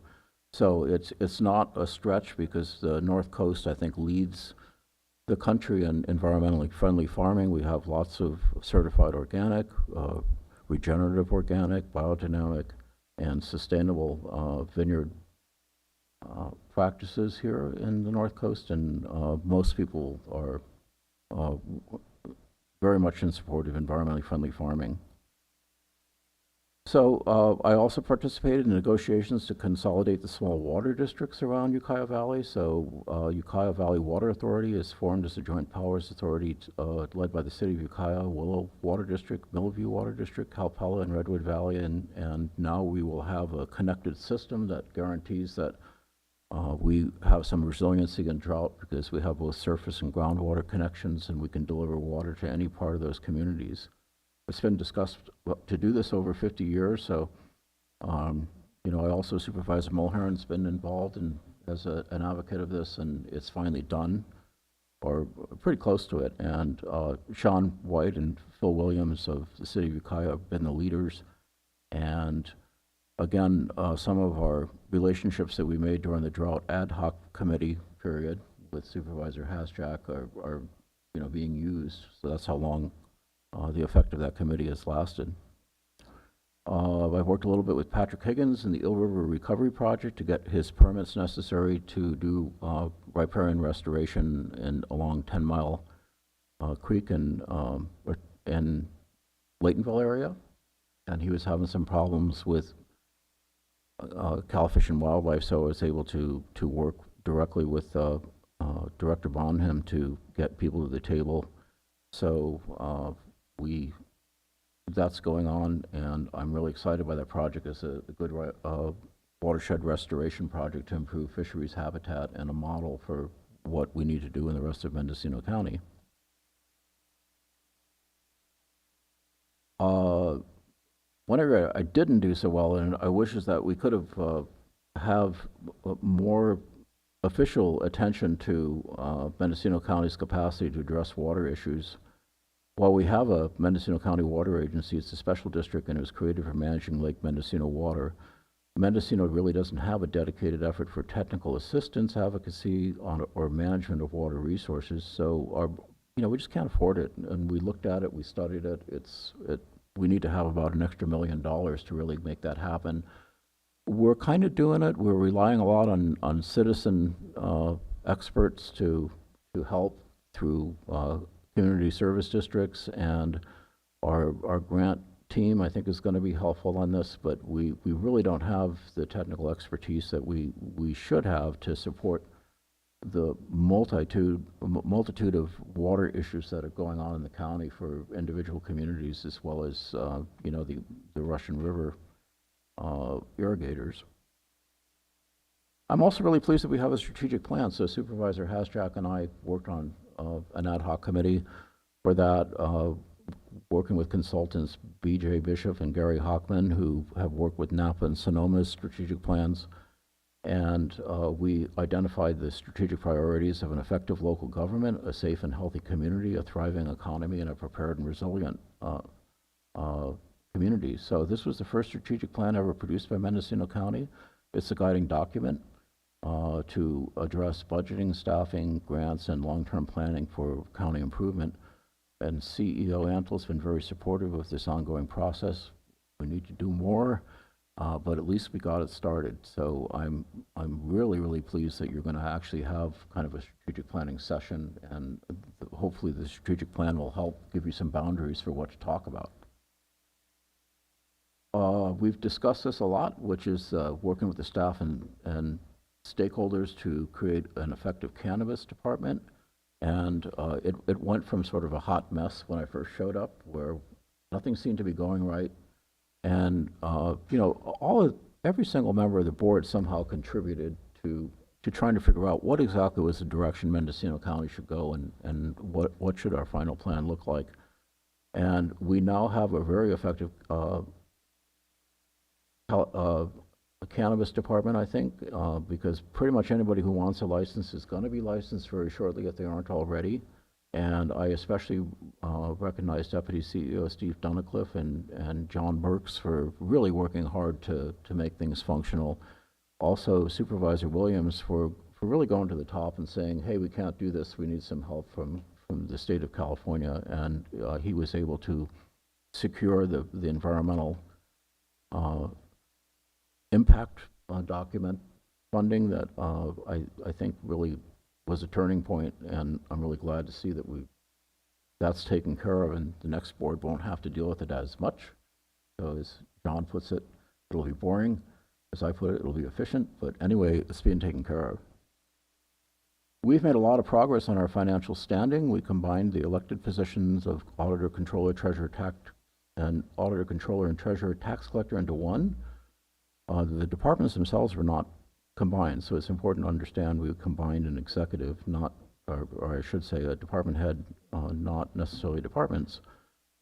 With the appointment of Auditor, Controller, Treasurer, Tax Collector Sarah Pierce, and support from consultants from Regional Government Services, along with strong support from CEO Antle and her staff, especially Tony Rakes in IT, the county went from being 2 years behind in closing their annual financials and their annual comprehensive financial reports to being current and on schedule to close the 23-24 fiscal year on time. That's an amazing accomplishment in 1 year. You know, when I think about our board, this is probably one of the things that we should be proudest of, because for the first time that I can remember, we really have a good handle on what money is in the bank for Mendocino County, and it'll make budgeting and so forth so much easier for you when you go to the table next year to work on that. We also took care of numerous unaudited accounts. They were finally consolidated into the Munis system, and for the first time in many years, we have a much clearer picture of our financial status. I served on the Budget Ad Hoc Committee when much of this was going on with Supervisor Williams and then Supervisor Mulheron. Overall, this represents a major improvement in the transparency of Mendocino County's finances. CEO Antle played a key role in making this happen. Without her dedication, smarts, and I think luck too, we pulled it off. And it wasn't easy. It was not easy. There was a lot of really tense moments as we went through this, but we've done it. The board has also worked with Assessor, County Clerk, Recorder Katrina Bartlemay to update our supplemental tax assessments and augment our income by providing her with extra help and assistance in bringing in more tax dollars on properties that haven't been assessed. She and her staff are making great progress in this area, and also, again, Tony Rakes working with her software to make it work properly has been great. Supervisor Hatchak and I served on an economic development committee that worked with the West Company to develop our priority areas to focus on for economic development. These include workforce development, the blue economy in Fort Bragg, and utilization of forest byproducts for biofuels. CEO Antle worked with us to create a contracts and grants division and staffed it with Kelly Hansen and a principal grant writer, and Anna Mackin as our economic development specialist. Fantastic. We never had that before. Well, we did, but it wasn't quite the same, and it's something that really, again, makes Mendocino County a much more functional government entity. Mendocino County is also active in the Sonoma-Mendocino Economic Development District, and that's important in procuring U.S. Economic Development Authority grants, as well as the California RISE system, which CEO Antle mentioned about a state initiative for grant money for job development. I also worked with SMED and Anna Mackin to create a very successful conference on biomass utilization this spring at Hopland, and there were over 120 people there for the 2-day event.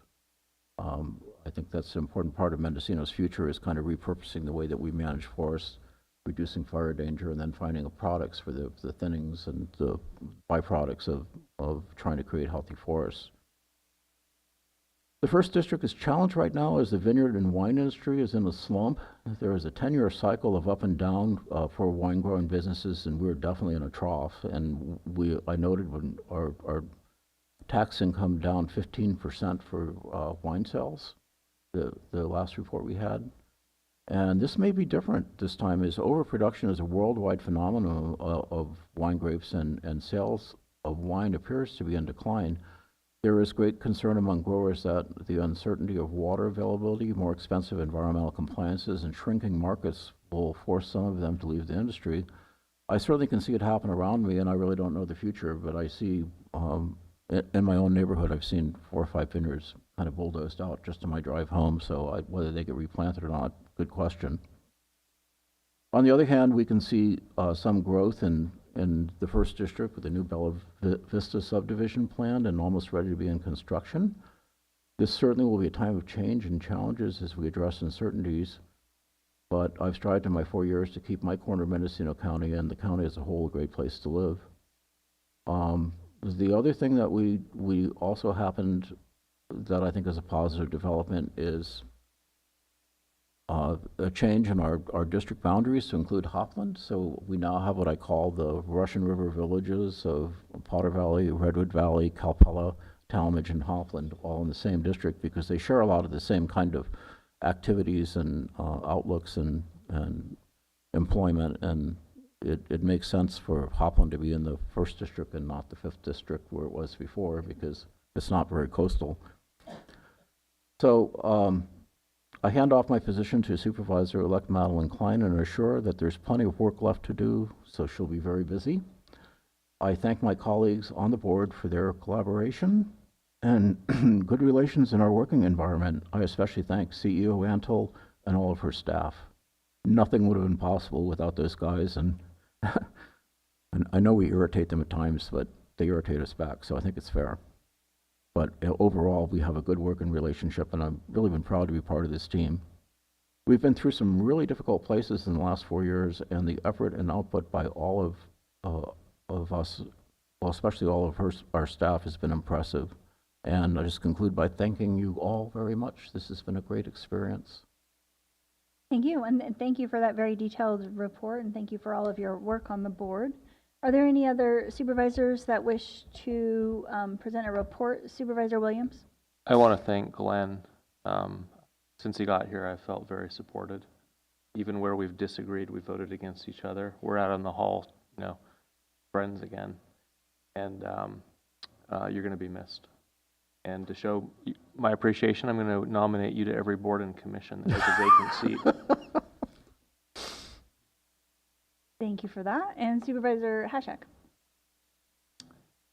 Yeah, certainly I'll miss working with Supervisor McGordy.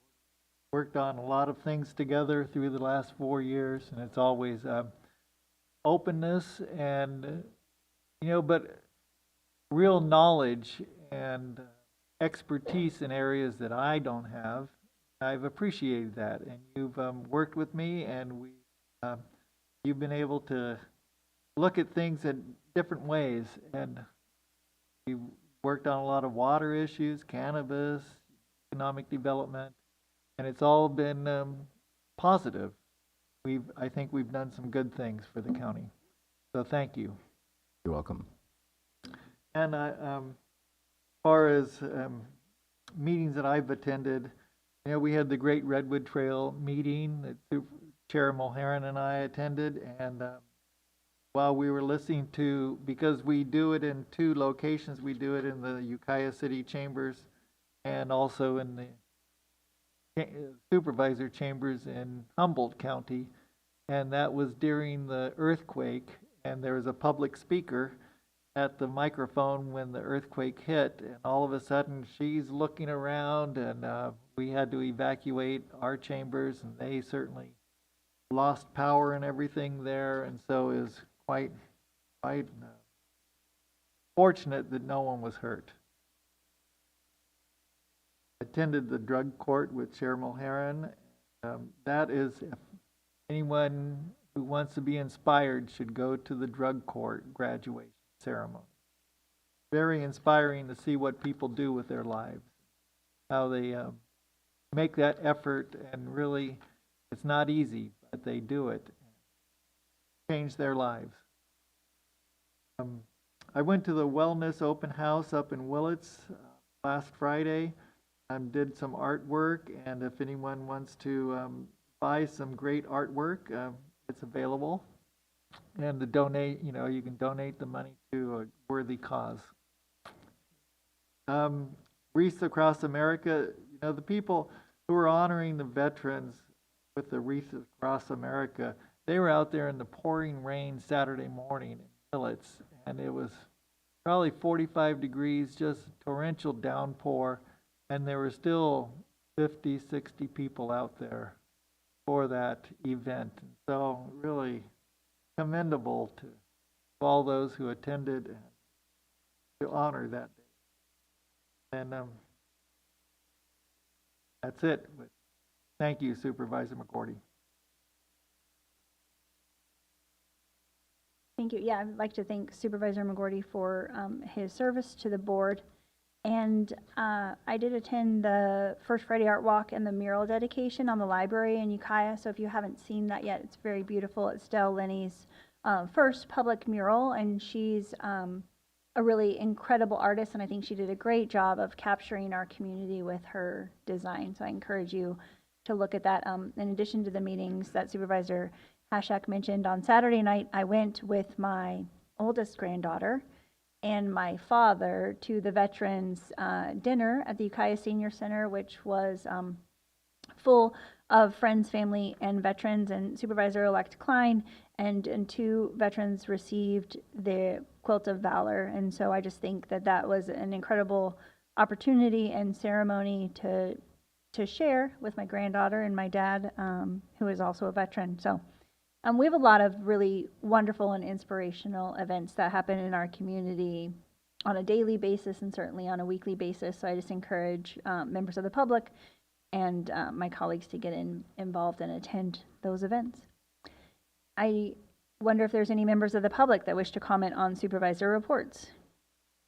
Seeing no one come forward and having no hands raised, we will now have public comment for closed session. We have items 6A, 6B, and 6C. I have no members of the public coming forward in the room or online, and I will read into the record. For item 6A, the Board of Supervisors adjourn into closed session and will convene as the Board of Directors of the Air Quality Management District. The Mendocino County Board of Supervisors does not receive any additional compensation or stipend for acting as the board of the Mendocino County Air Quality Management District.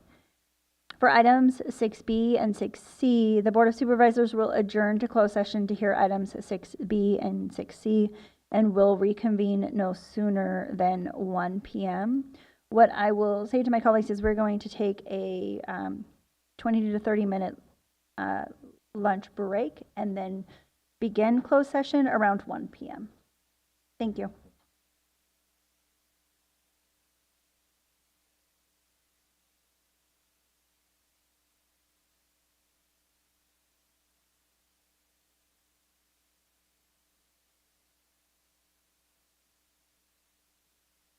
Niños sanos, y eso en un futuro es adultos sanos y un mundo mejor. Entonces, está bueno.